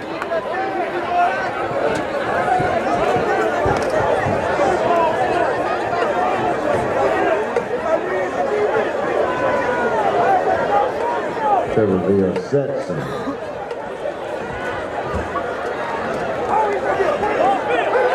Jerry blocks again. Nobody there to help.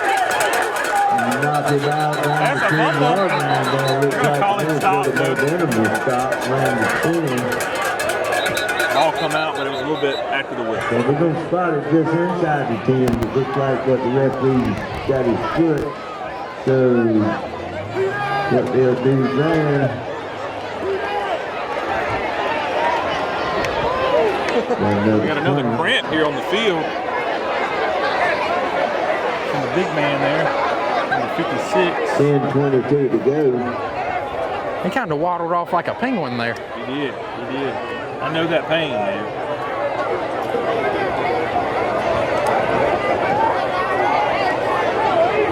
Yeah, sometimes you don't realize how much you're sweating and losing when it's not hot, but it's still humid. Because you sweat like crazy when it's humid. You have a player down as well. I think he's caught a cramp too.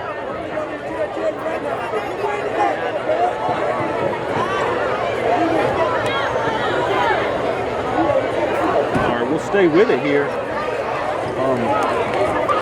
Barrett, what are we looking at opponents coming up? Next week, I believe we have our first region game. Okay. Yeah, so Johnson County plays in the 1A division, I do believe. Region East Lawrence also plays in the single A. Both schools have played each other for years. And they're actually closer to one another than any other school over in Lawrence County. Johnson County is closer to us than Dublin or even West Lawrence. I'll get out in a moment. It's like all players are up, gotten over the cramps here. It's always good. I expect we see a heavy dose from Johnson County here of what we've seen all game and letting the clock go down. Here we go, first down 10. Let's see if the Falcons can man up here and put a stop on the board and potentially get some points before this game's over. My bad. Correction, next week we actually play Montgomery County. They used to be in our region. Kelsey Waters will run up the middle. Maybe the 3. Montgomery's another one of those schools that just had some success over the years, one of the small schools. I'm sure that'll be a good game.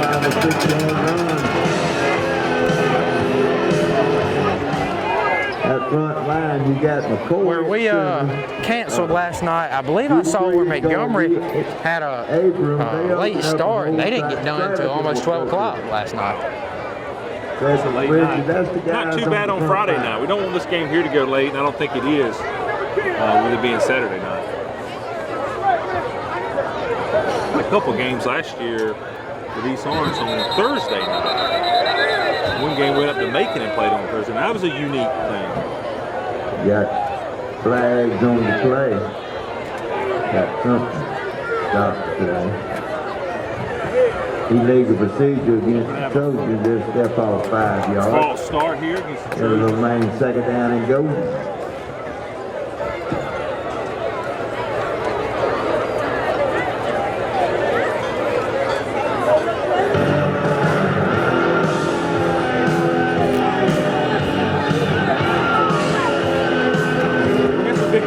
Year for East Lawrence, we got Dublin, we got of course the Macon schools, Dodge County, a lot of those teams. We're gonna have to fix things and get back going, especially next week. We got the Fighting Irish coming in over there at East Lawrence.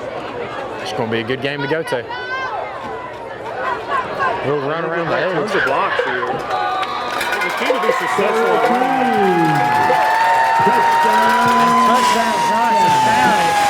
We have help review right here. You can see number 1, Dejon Devereaux, go around the edge, and he follows his blockers and just about falls in the end zone there. I mean, another great run by Johnson County. Still impressed by that offensive line, the way they're able to kick out. It takes a lot of athleticism for some big guys to get out there on that end and still be able to make blocks. So we can get a kick here. Great kick, actually. There was a flag. Let's see what the refs have to say here. Illegal procedure against Johnson County. They'll step off 5 yards. We'll do it no check.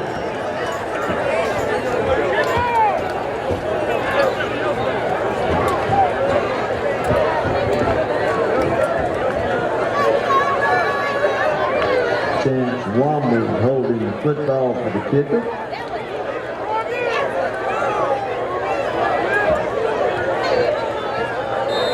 And I think we're going to try it again.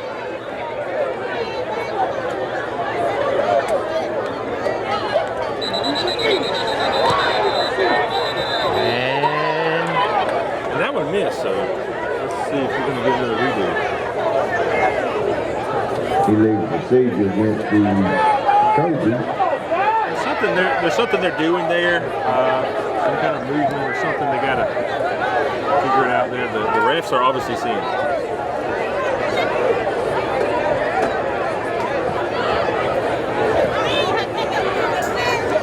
That's going to back this one up even further. Yeah, it's going to be a tough kick here. I'm wondering at this point if they just try a 2-point.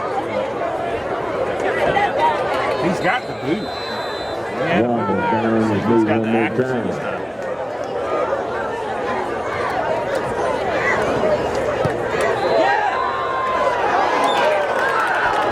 It's far left there. No good.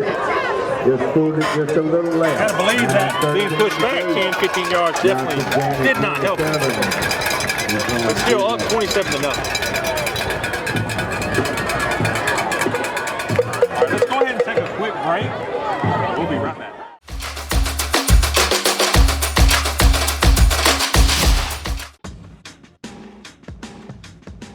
Now's the time to get a great deal on select Kubota equipment. As the #1 selling compact tractor in the U.S., they offer the versatility and reliability to get the job done right all year round. Right now, bring home select Kubota equipment with 0% financing available or save up to $3,500. Products you can count on, a name you can trust. That's Midstate Tractor and Equipment. Thanks for sticking around. Don't forget, at the end of the game, we will crown our Premier Heating and Air Player of the Game, so don't go anywhere. Here we are kicking off again to the Falcons. Kickoff man's getting a lot of work tonight after these points. Build scared. Good kick, good hang time.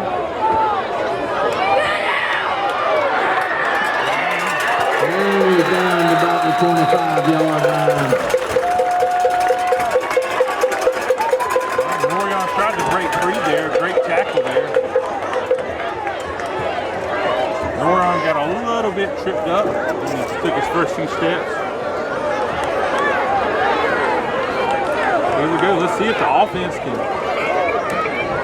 Really, let's just see if we can move the ball here. That would be a win.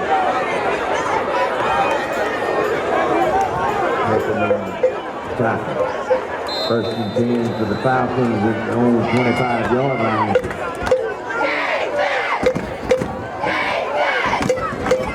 Air it out here. Decent protection. He's missing a wide open receiver. A little bit behind him. He just hasn't looked comfortable tonight. He's just got to set his feet and throw it. He's a little bit antsy there.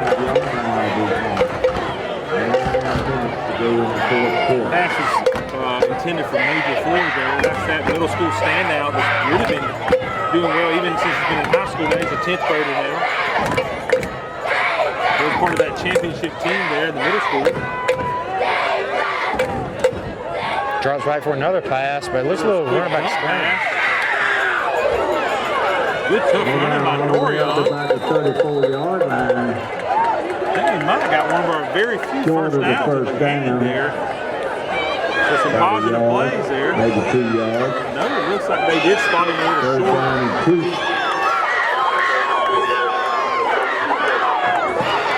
It's going to be 3rd down and 2. Got 3 receivers up top. Need sets them up. It's over the Trojan defense. Guy's going to scramble. Going to hit an open receiver. Great play. Up to about the 50-yard line. Some things you wish you would have saw earlier in the game. A good play right there. I mean, moves chains. Almost 20-yard gain. I believe that was Bryson Kingsley with the catch there. Yeah, good hit him. Hit him right in the numbers. Really a tough throw to come back across your body like that and hit someone in the middle of the field. So that was a good throw. Looking to throw it again. He's going to roll out to the right. Almost falls. Shakes one guy.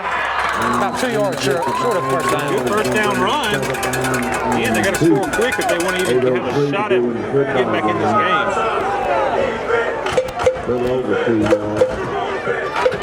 Makes you wonder where this was 2 quarters ago, 3 quarters ago. Dude's looking over at that play to the sideline. Set them up. We got 3 receivers to the bottom of your screen here. 1 running back in the backfield with Sky Norion. Sky in the back there, he drops back. Got some pressure in his face. He scrambles to his right. Looks like a face mask there. Did not see a flag there. Maybe he had the face mask. Looks like 3rd down and just on 1. It was impressive there, that defender, to be able to close on him and keep him from getting the first down. Really good defensive play.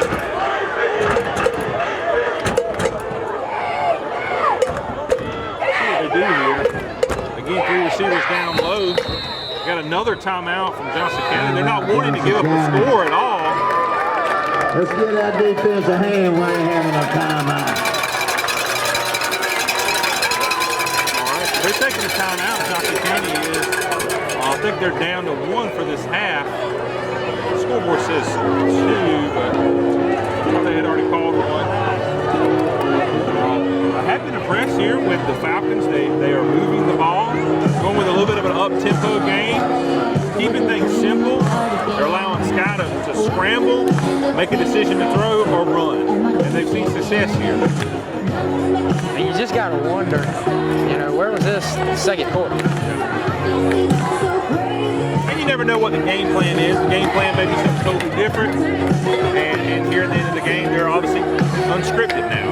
They're in unscripted, uncharted territory, and they're just trying to put some points on the board. I'm going to hand it to Johnson County, though. They're not willing to just let them run in. They want to keep that goose egg on the board for East Orange. Players on the sideline having some fun with the music. It's a great atmosphere in Johnson County.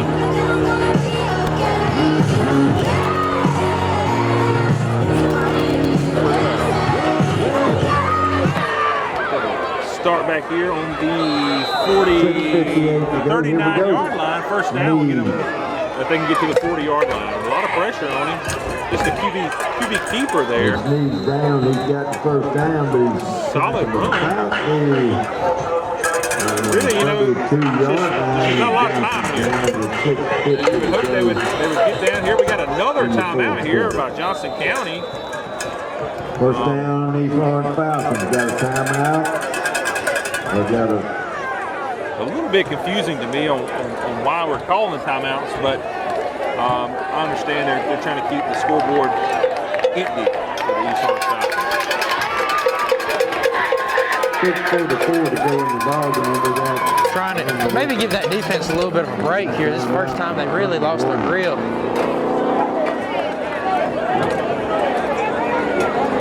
But if you're East Lawrence here, you're looking. You was talking about y'all play Dublin next week.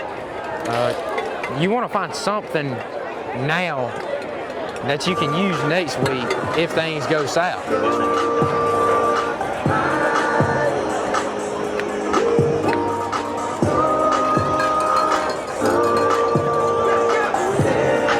East Orange Falcons find a little bit of rhythm here late in the game. Johnson County Trojans still playing tough defense. They do not want to give up the touchdown. Number 6 down there having a good time.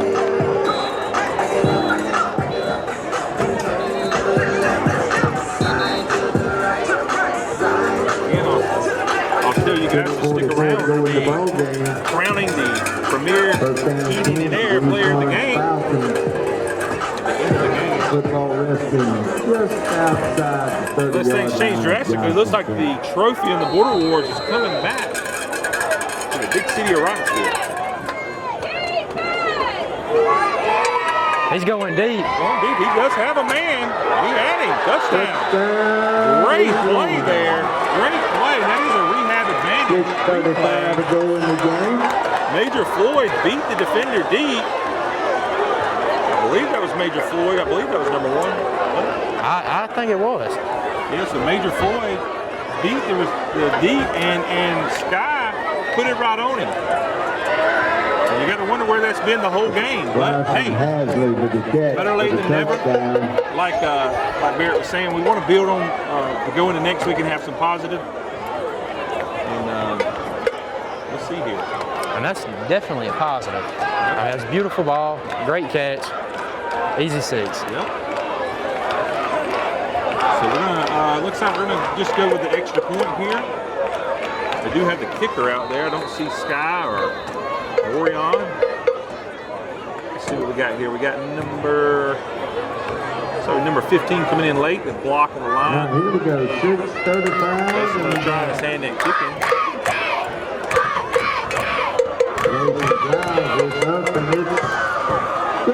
It's a good kick there. 6:35 to go in the football game. Johnson County 27.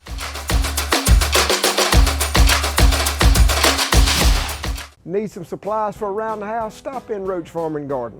Need a special gift or just something from around the house? We got wind chimes, windmills, and patio furniture. Come check out our greenhouse. We have trees, shrubs, and a huge selection of pots, arbors, and shepherd hooks. Football fan in the house? Roach Farm and Garden has concrete statues from Go Dogs to Roll Tide. We even carry doormats and flags of your favorite college team. From your farm to your home and everything in between. Come check us out at Roach Farm and Garden, 2 locations, Dublin and Wrightsville. East Lawn Staple that stuck around during our broadcast. Hey, we got some points on the board for you guys. It's an exciting time. Really a beautiful ball there, just dropped right in the back of the end zone. I mean, you can't ask no better than that. That was a beautiful pass. And now we kind of, earlier I asked, why is the coach calling timeouts? We see why. He knew his guys were getting a little bit winded. But that's okay. Still got a 20-point lead. Still control this game right now. Just don't want to make any big mistakes and give them another quick score, because then that really would be a game. Definitely preaching 2 hands on the football. Falcons huddled up on the sideline. Not too many high school teams have much of an onside kick. Makes me wonder, though, if they might try something here. See here, it looks like Johnson County is preparing for something along that line. They swapped in a lot of their hands guys, it looks like. They got them up close to the line here. We'll see what they do.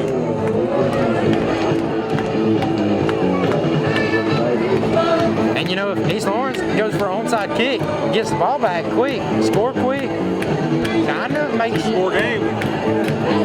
Makes you look at the scoreboard a little bit different. It does.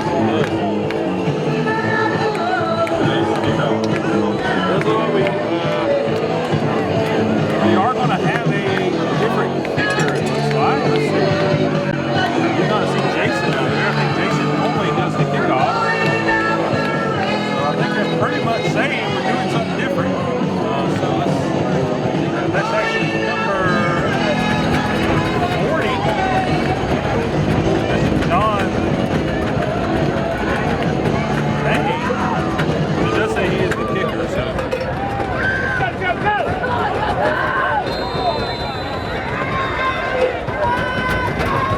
Let's see what happens.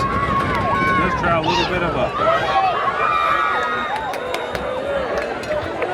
it looked like it went through the hands of the defender. Maybe it didn't touch him, but then it went out of bounds, which is a legal procedure. So it's either going to be a re-kick. Flags on 12 there, kickoff around the back. Looked like it bounced straight over number 2 right there. 35. Yeah, I feel like that was a good kick. Just the Falcons defenders needed to get there a little bit quicker. Cover that ball before it went out of bounds. 6.5 minutes to with the football game. We got a game going Looks like on Johnson here. County just going to take the ball there on the 40-yard line. Earlier we had a few of those and they re-kicked them. But they must give them the option to do either one. Johnson County late in the 4th quarter here is going to go with a quarterback change. New quarterback's number 2, Chance Wombles. I do like that. When you got a lead, get some playing time for the younger folks. I know, Barrett, your last name is Wombles as well, so any relation to Mr. Chance? That is my little brother right there, actually. Okay, man. So some shoving and jawing here on the sidelines, but it's great to see Chance out there. I know you're excited about that.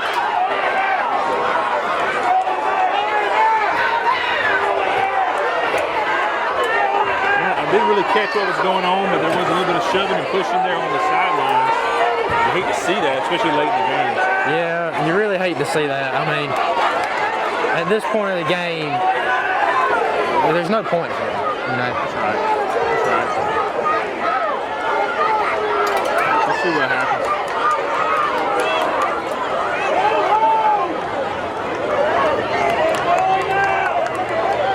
Let's see what we got going on down here. Got a little strong in the game with 6:23 to go.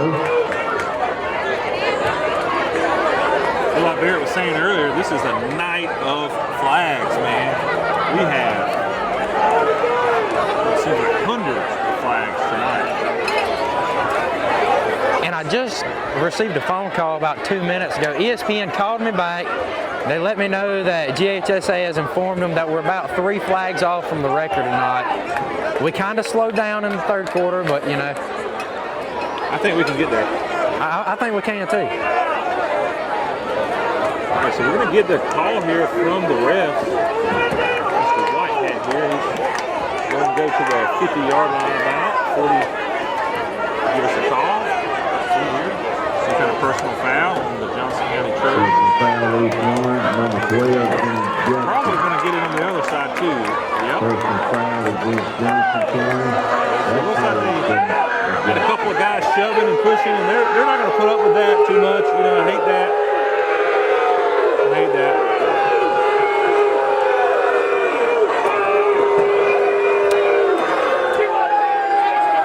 And as you can hear, the Johnson County faithful didn't like that call too much. Yeah, I don't blame them too much. I didn't see exactly what happened, but.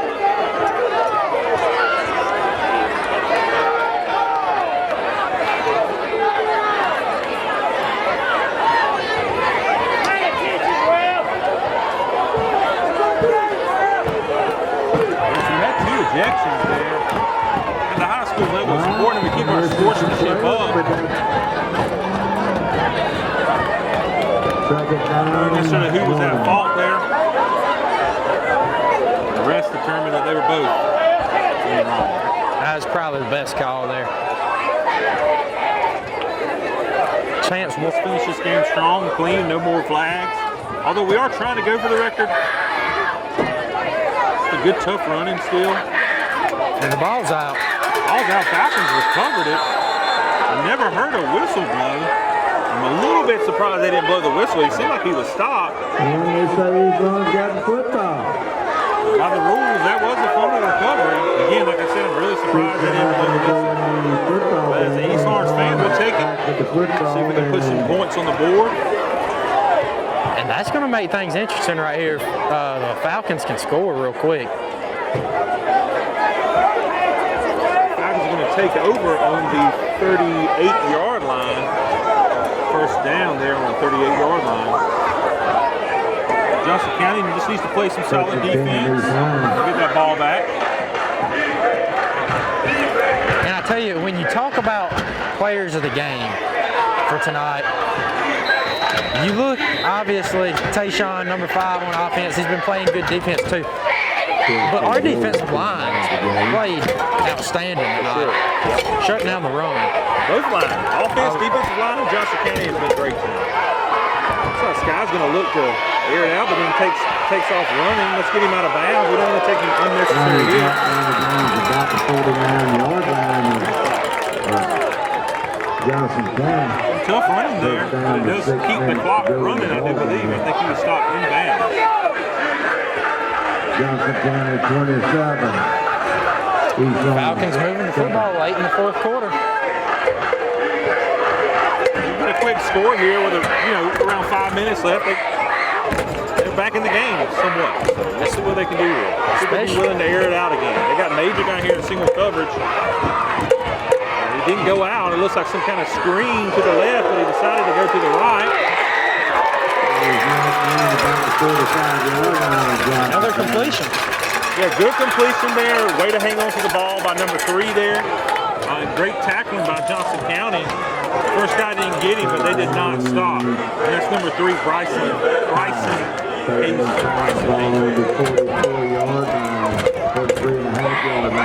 Really need to be hurrying up right here. Really need to score quick. Yeah, look for him to get the first down and then come right back with some kind of deep pass. He drops back. He's going to roll out to the right. Good pass there, Morion. Get out of bounds, Morion. And he's down around the 2-yard line down there. The Falcons starting to show some life. Yeah, it was a good little bubble screen type pass there to the 4:56 to go. Morion, number 7. Good run by him. You would like for him to run out of bounds there at the end to stop the clock. We'll see here. I believe once they get the chain set, the clock will start back. Okay, we got a timeout by somebody here. I believe Johnson County might have called that timeout. Let's see. Did not see the signal. did get a timeout on the field. You know, it looked like Johnson County had that play stopped in the backfield. There was 3 guys on the quarterback right after the snap.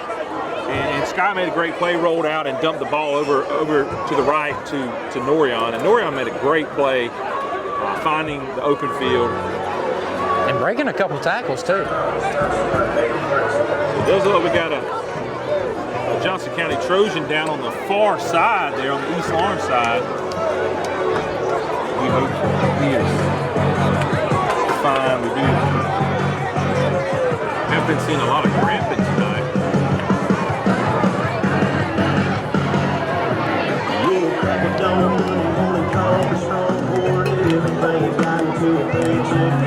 This looks to be an injury timeout, so it works out good, really, for both teams. They give Johnson County a time to catch their breath, gives these arms some time to call up the perfect play here. Really, their playbook is completely open now. It looks like the ball is spotted on the 7-yard line, 8-yard line, excuse me. Looks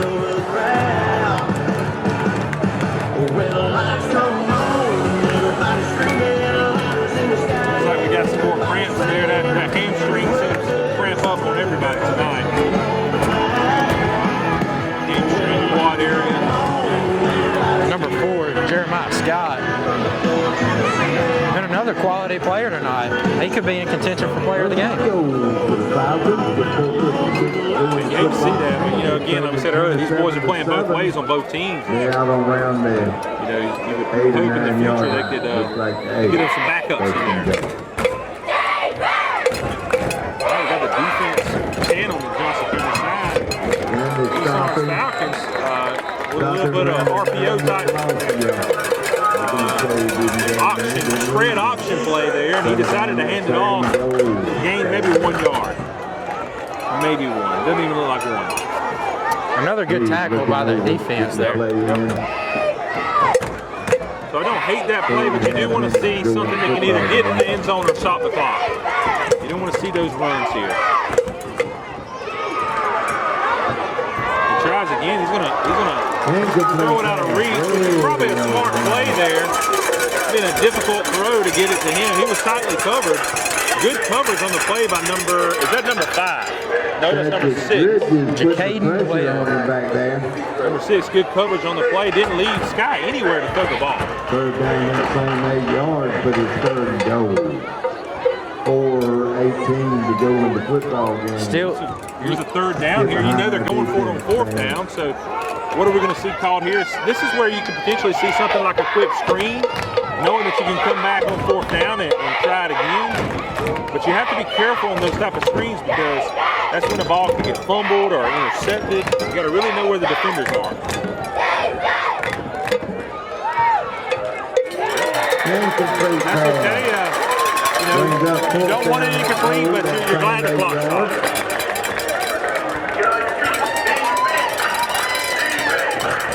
yeah, I don't know if he was going to get much on that. So the best thing happened is the clock stop right there.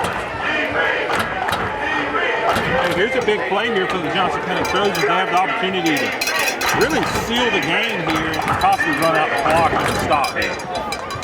All right, Mr. Travis, you caught a good one earlier. What are you thinking the Falcons go with? Well, you know,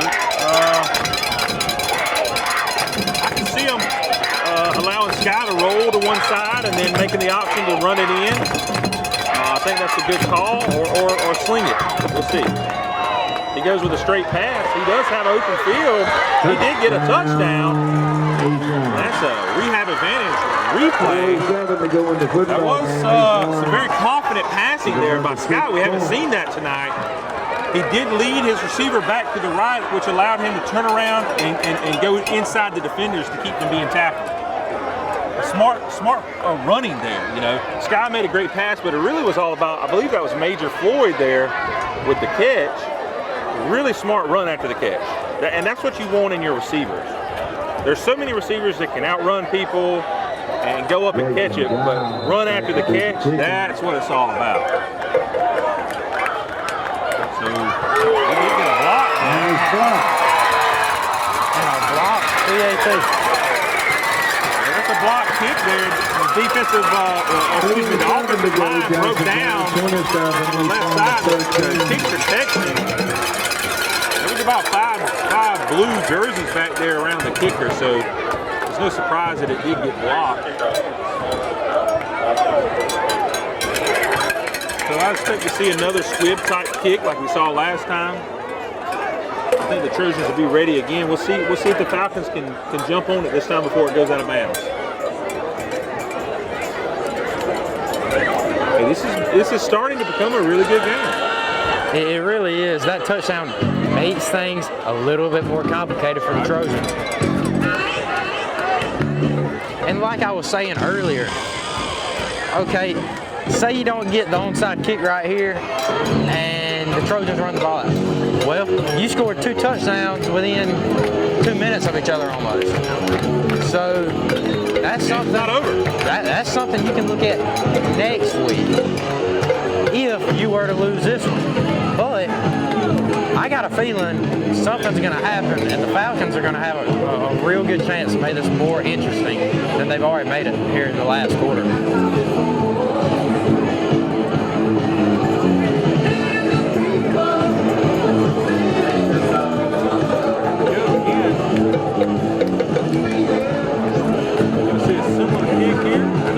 Try to reinvent anything here. They're going to do the same thing. They probably got one play for this in their play bag, their playbook. Let's see what we got here.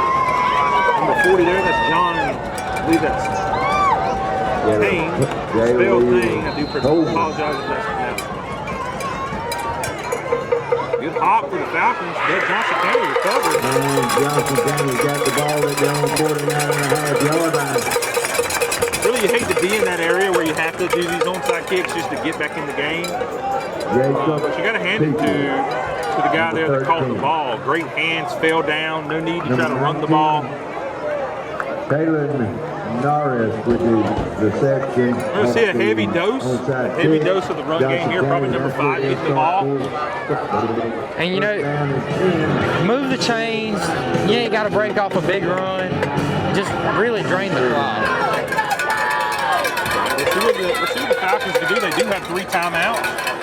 They can easily get the ball back with very little time off the clock. If they can get a 4 and out here, a 3 and out, there is a fumble.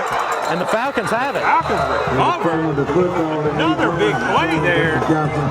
Looks like Johnson County is one to really copy East Orange a little bit with the ball there. You know, East Orange had some problems securing the ball earlier. And now it looks like Johnson County is doing the same. So we'll see here. Still a lot of time if the East Orange Falcons get a quick score, but we are going to take a quick break before we come back. Don't go anywhere.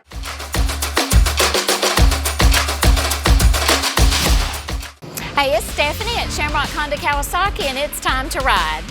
We've got a great selection of Kawasaki's price to sell, like this Kawasaki 900 RS. You'll look great on this Kawasaki retro sports bike. So come in today and save big on this bike and many more Kawasaki motorcycles we have in stock at Shamrock Honda Kawasaki, 106 Savannah Avenue in East Dublin. 478-272-4563. Give us a call. All right, we're back here. Falcons going hurry up. Got the ball. They're ready to run the play. Sky is back deep. Let's save the clock here. Get out of bounds. A good first down run. Moved out of bounds about 35.5, 38-yard line over there. Looks like about 38. And we'll say the Johnson County side is a little bit quiet right now. I don't think they need to be worried too much. But I do begin to feel faith again in my Falcons. Not gonna lie. After what happened last year in last year's World War, we've kind of seen something like this before. We were up late in the 4th quarter. A couple things not go our way, we ended up losing. So the Falcons still got to get two scores just to get in the game, just to tie it. Deep ball there. I don't mind the pass so much on first down.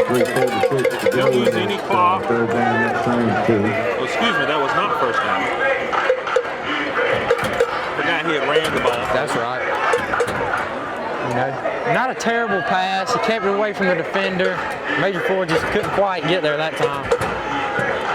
But I tell you, if he connects on one like that, that makes the game a whole lot closer. It really changes it all right here. If they can put something together and score. Flags on the play. Not really sure what that flag is. He's looking. The judge that called it was looking in the backfield, almost as if there was some kind of procedural issue. Let's see.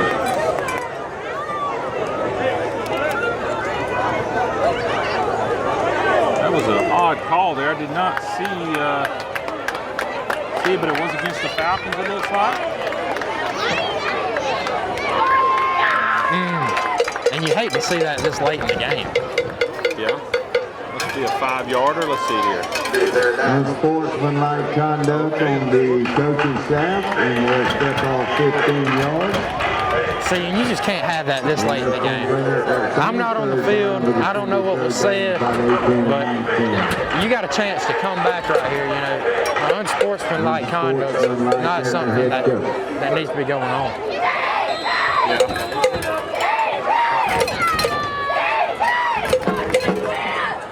Wide open right in the middle of the field. What's that? He's not down about the 42-yard line. Got penalty. And the crowd liked that tackle there. It was more of a run into him kind of thing, but it was a kind of a big hit. Three triple flags on the You got number 1 down. Looks like he might be cramping. I hate that for him. And they need to get these boys some Gatorade. Sure they got something on the sideline. Good old H2O. Water boy. We need the water boy here, Adam Sandler.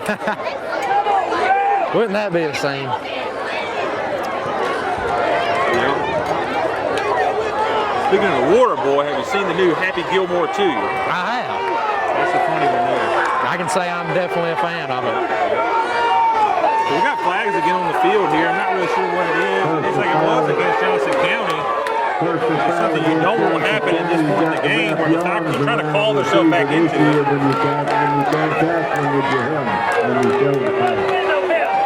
Yeah, you can't have these unsportsmanlike like this at the end of the game. I mean,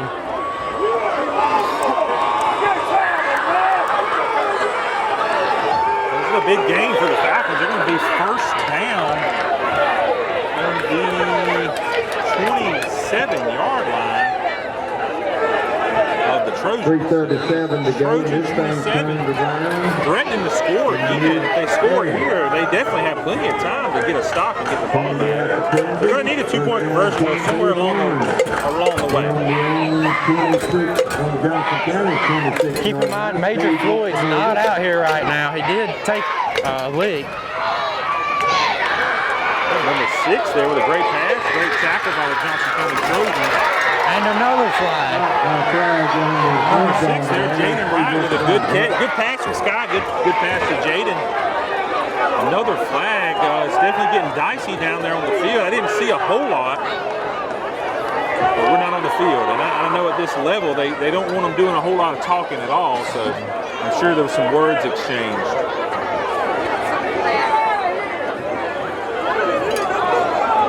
They're trying to get them fired up here on the sideline, but there's a fine line. And you know, I kind of wish I knew what was being said down there. Maybe next time Mr. Ron Neal could hook us up with some player mics. Yeah, he can get us one of those like satellite things that have on the sideline. Let's see what's that.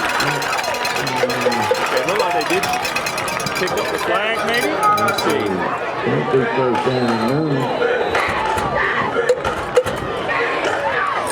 First down at 10. That's on 18 or so. He got open receiver. He just missed it. He did not know it was coming his way, and at the last minute, it's right on him, and he misses it. That's number 6 there. That's going to be swapped out. It looks like he's complaining of something on his visor there. That's the bad thing about wearing a visor.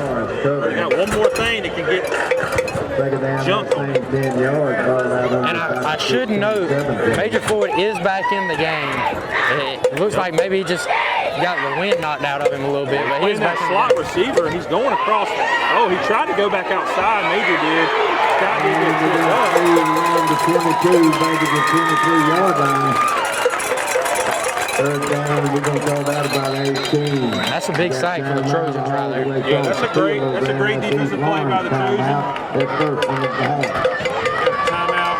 He's on the sideline.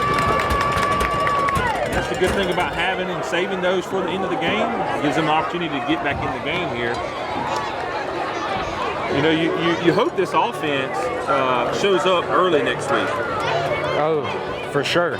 Against a team like Dublin, you definitely need to set the tone early. That's right.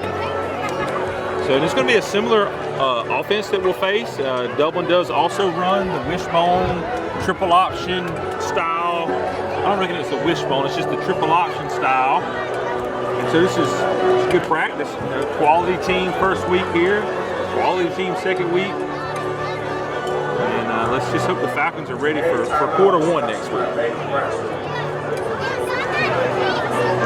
Don't forget to stick around for the end of the game. We got the Premier Heating and Air player of the game. We were thinking it was going to guarantee go to the Johnson County Trojans, but we're not so sure anymore. But my money's still on going to one of them. And it's turned into quite a game here in the last 6 minutes or so. Yeah, the East Lawrence Falcons side was pretty full earlier, and now a lot of the stands are emptied out, and Falcons are trying to make this a game here. Third down, about 18. Ball resting out. Fans are going to be upset if they wind up coming back here.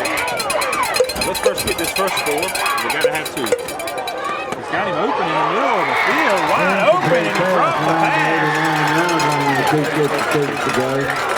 Got to see that ball in there. I know he's kicking himself right now, but it's over with. He's got to come back. He's got to do it again. That's number 4 there. Marcio Holloman. He's okay. So great pass. You got to haul it in. He had room. I think he was worried about getting in the end zone. He felt that he had the ability to get there. And right here is the ability to make that up. It's a long 4th down here. Really, this is probably the final play of the game for the Falcons if they don't convert here. It's a long way for a first down. Big 4th down. Big 4th down. And he's airing it out. It's a little too far. I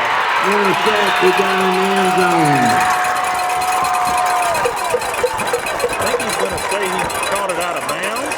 Let's see. Johnson County had a football first down and 10 from their own 23-yard line. Get your heads up. Or no, they're going to say he did not give their hand, a big hand to that defense. Yeah, I think that drive really goes down to that sack right there. Kind of killed the momentum a little bit, and then you had the drop pass play after. Yeah, really, football is just a game of just fundamentals. You know, there's fundamentals there. You got to hold the pass in. The offensive line's got to hold up just a split second longer. But you got to hand it to the Johnson County defense. They never gave up.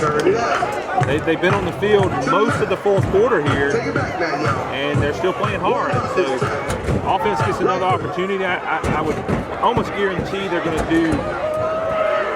keep it in the quarterback's hand and just let him milk the clock. He fumbled the ball again, I do believe. I'm really unsure why they keep trying to do handoffs. 2 minutes and 43 seconds to go. Falcons got to make something of this.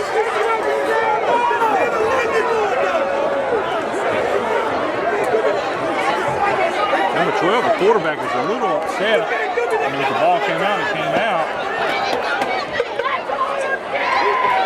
I'm really not sure. We do have the coach off the sidelines well into the field. Very heated discussion with the ref. Let's hope they don't get a call like the East Lawrence sideline did. And I'm not. Have another coach on the field. 2:43 to go. East Lawrence with the football. Sneed back. And Johnson County's missing some of their players. It does look like number 53 did get the timeout in. Let's see what they call. There's not a false start. The defense definitely called the timeout. First down, first and 15. Although defense called a timeout. Very odd. I think we were missing one of our defensive linemen there. Yeah, definitely 53 called a timeout before any flag flew. tell you what, this is getting real interesting. East Lawrence is going to get another chance to score here. They still called the false start, even though a timeout was called by number 53.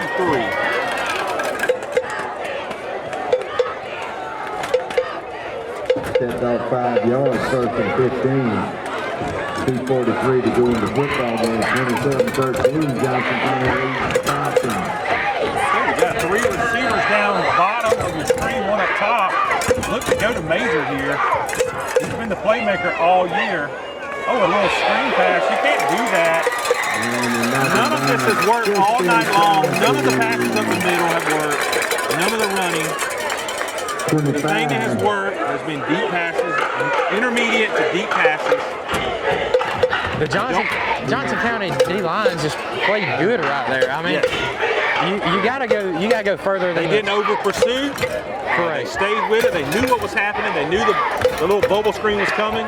They stayed with the running back. See what they choose to do here. I know when Sky's out of the pocket, that's when he makes some of his biggest plays. Interception by number 6. We got a flag after the interception. Let's see what happens. I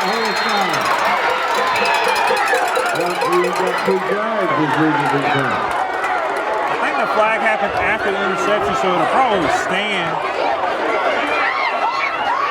Let's see what happens. You can't air that ball out like that. We got the flags out up here about between 35 and 40. Let's see what that is. Okay, sideline warning against Johnson County. That's just a warning. So here we are with the football back up here around the 40. 27-13 with a minute 53 to go. Again, Johnson County's got an opportunity to seal the deal here. First regular season game of the year. They'll get it figured out this time. Yeah, Falcons really can't make that kind of play there. Can't make that throw. You don't have to. Who knows? The play might have been that the receiver should have been there. Caleb Webb on the interception down there brought it out of the end zone back up here to about the 39-yard line. First down. You got to believe that the Falcons are going to look to try to recover the ball again. Right here downtown. 2 hands on the football. 2 hands on the football.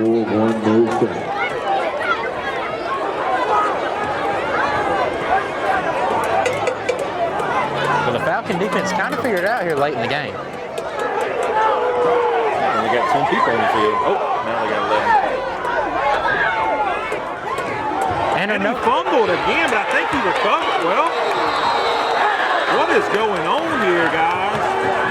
I think you stop handing the ball off here. You just need it. One more time. You got to need the ball. One more time. I don't know what's going on with.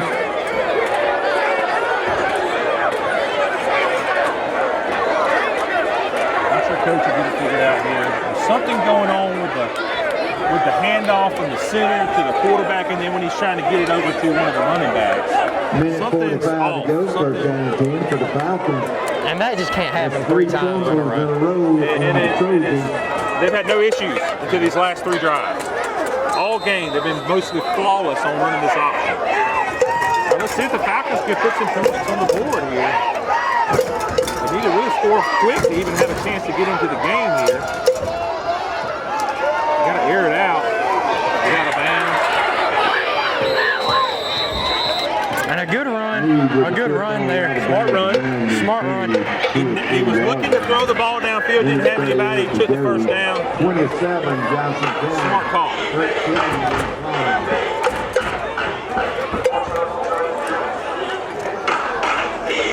Move the chains, you know. At the end of this game, we are going to crown the premier heating and air player of the game. Don't go anywhere. This is exciting. A lot of pressure up the middle. He's going to roll. He needs to get rid of the ball. Hey, the game is knocked down around about the 22-23 never quits. The quarterback gets a little slowed, and he's going to pay. That defense is not going to allow him to get away.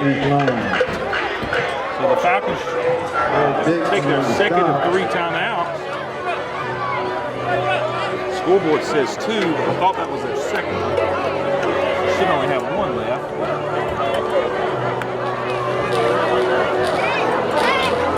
Minute 26 to go. Derek Dixon in on that stop the last play. Well, this has become real interesting. Yes, it has. Let's go to a quick break here before the end of the game. Don't go anywhere.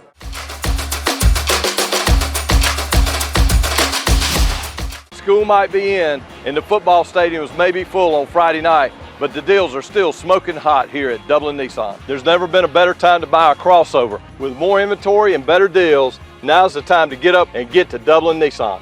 With savings of up to $4,500 off MSRP on the Frontier, and with our best inventory in years, now's the time to take advantage of the last days of the Nissan Summer Sales event. Remember, Don sells cars well at Dublin Nissan. Hey, thanks for staying with us, everybody. We're back here at Herschel Walker Field. This was somewhat of a boring game, especially for the Falcons fans, but it's turned into an exciting game here at the end. Johnson County got to figure out ball protection, but right now, Sky's got to figure out how to get in the end zone. We got an offside. Should give him an easy 5 there. And the defender knew it right away. Looked like he went ahead and did his push-up. He went ahead. He said, I'm going to do mine. So that's an okay 5-yard to give up on Johnson County this time of the game. You don't want to do that again, that's for sure. Give him a easy first down. Sky has looked good when he's aired the ball 20 yards advance. It might be another offside. We'll see. Approaching it there.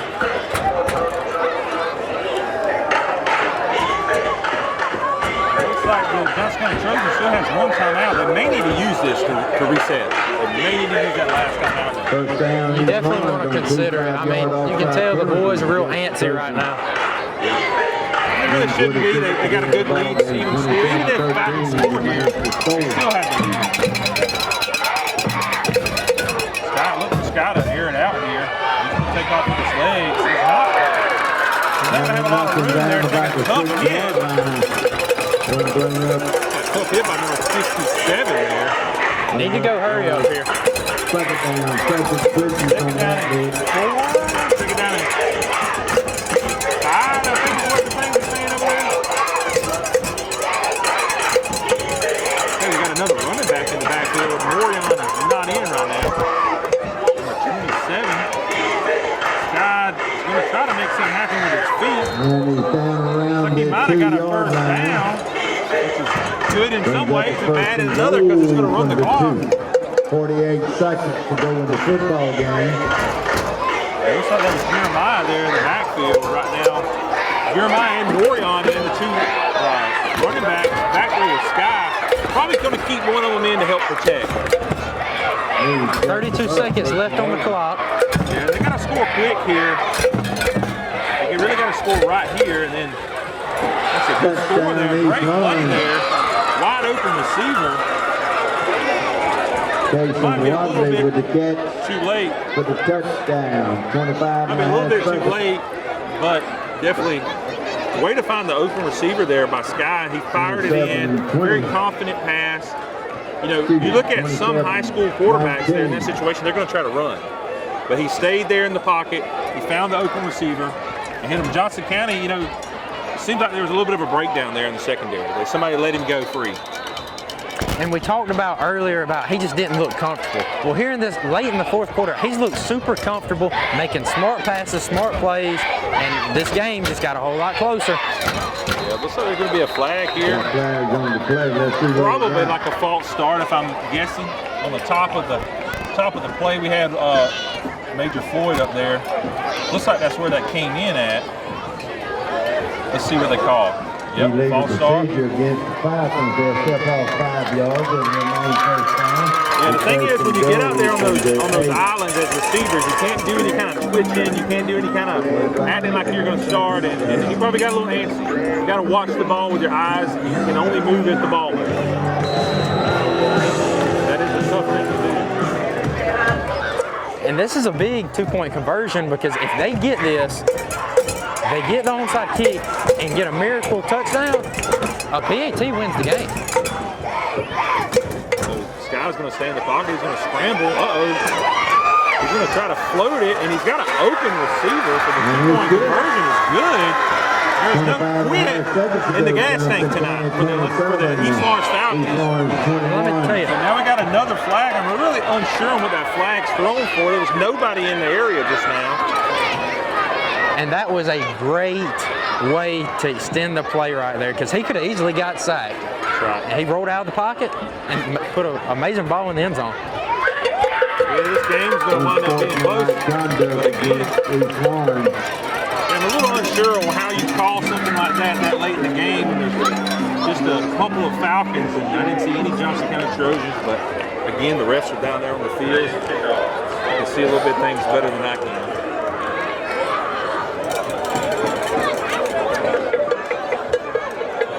All right, so Johnson County really just hoping to get the ball back and be able to knee it. Let's just be honest. Just knee the ball, don't do any kind of possession. But I know the Falcons are really hoping for another fumble. I've never seen anything like it. 3 drives in a row. This is going to make the onside kick really, really difficult because usually it has to go 15 or 20 yards. Now it's going to have to go 30, 40, or more inside.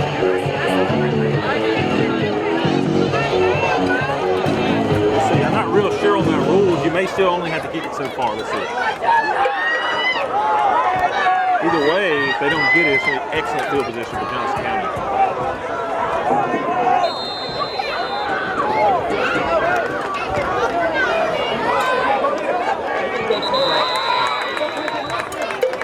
And I think it went out of bounds. All right, let's see if Johnson County can finally seal the deal. 25.5 seconds to go. Yeah, just call Hut, take a knee. Yeah, I think you may even consider putting the backup here. Somebody that's fresh, somebody that doesn't have the history of the fumbles, just for this game, just for this end here. One heck of a game. The scoreboard makes it look like it was close, but really it was Johnson County for 3.5 quarters. I can agree with you on that.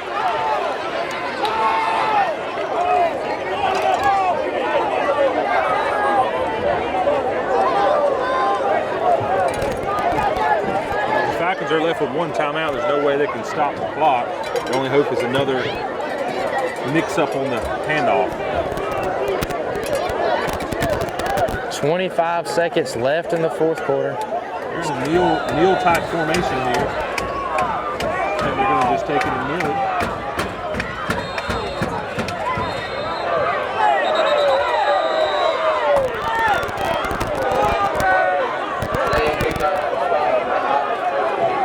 That's going to be the game unless they want to use it. Ladies and gentlemen, 13.5 seconds to go, and it is 27-21 here in the Blue Monster.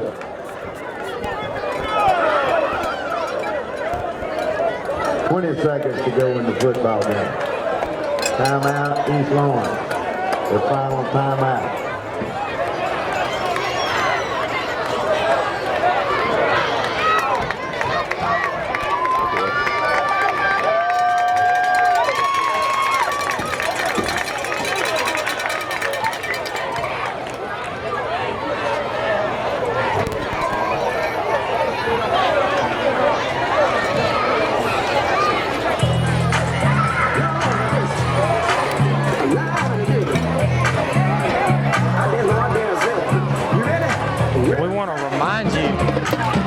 Stick around for the Premier Heat and Air Player of the Game.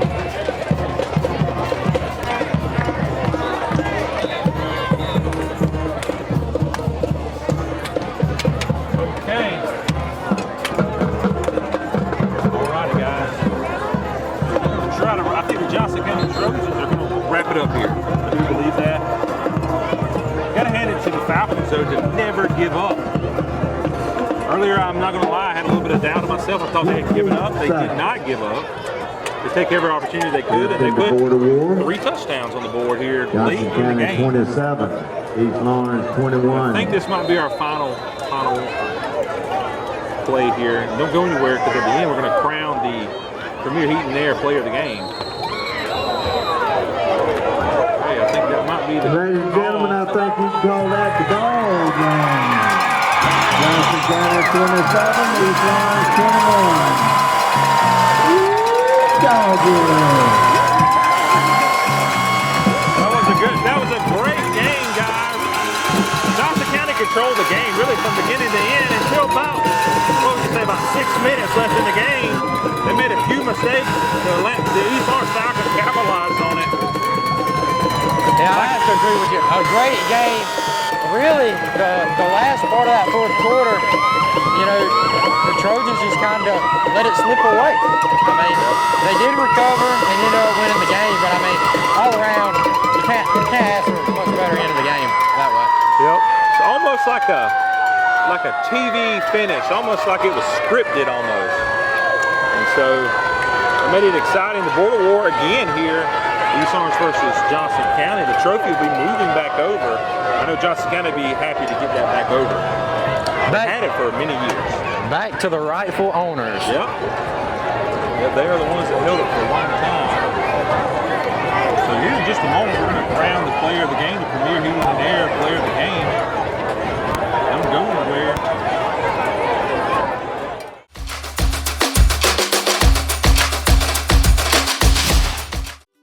Back to school is here, and with all the cost of this time of year, you may be feeling the heat. Well, Premier Heating and Air is here to cool things down with great savings and rebates starting at $1,000 on a new heating and air system. Plus, you can choose from a free gift of a Wi-Fi thermostat, UV light, or a $100 Visa gift card. Also, Premier's $59 service call includes the first pound of Freon free. Visit PremierHeatingandAir.com and experience the Premier difference, a locally owned and operated company.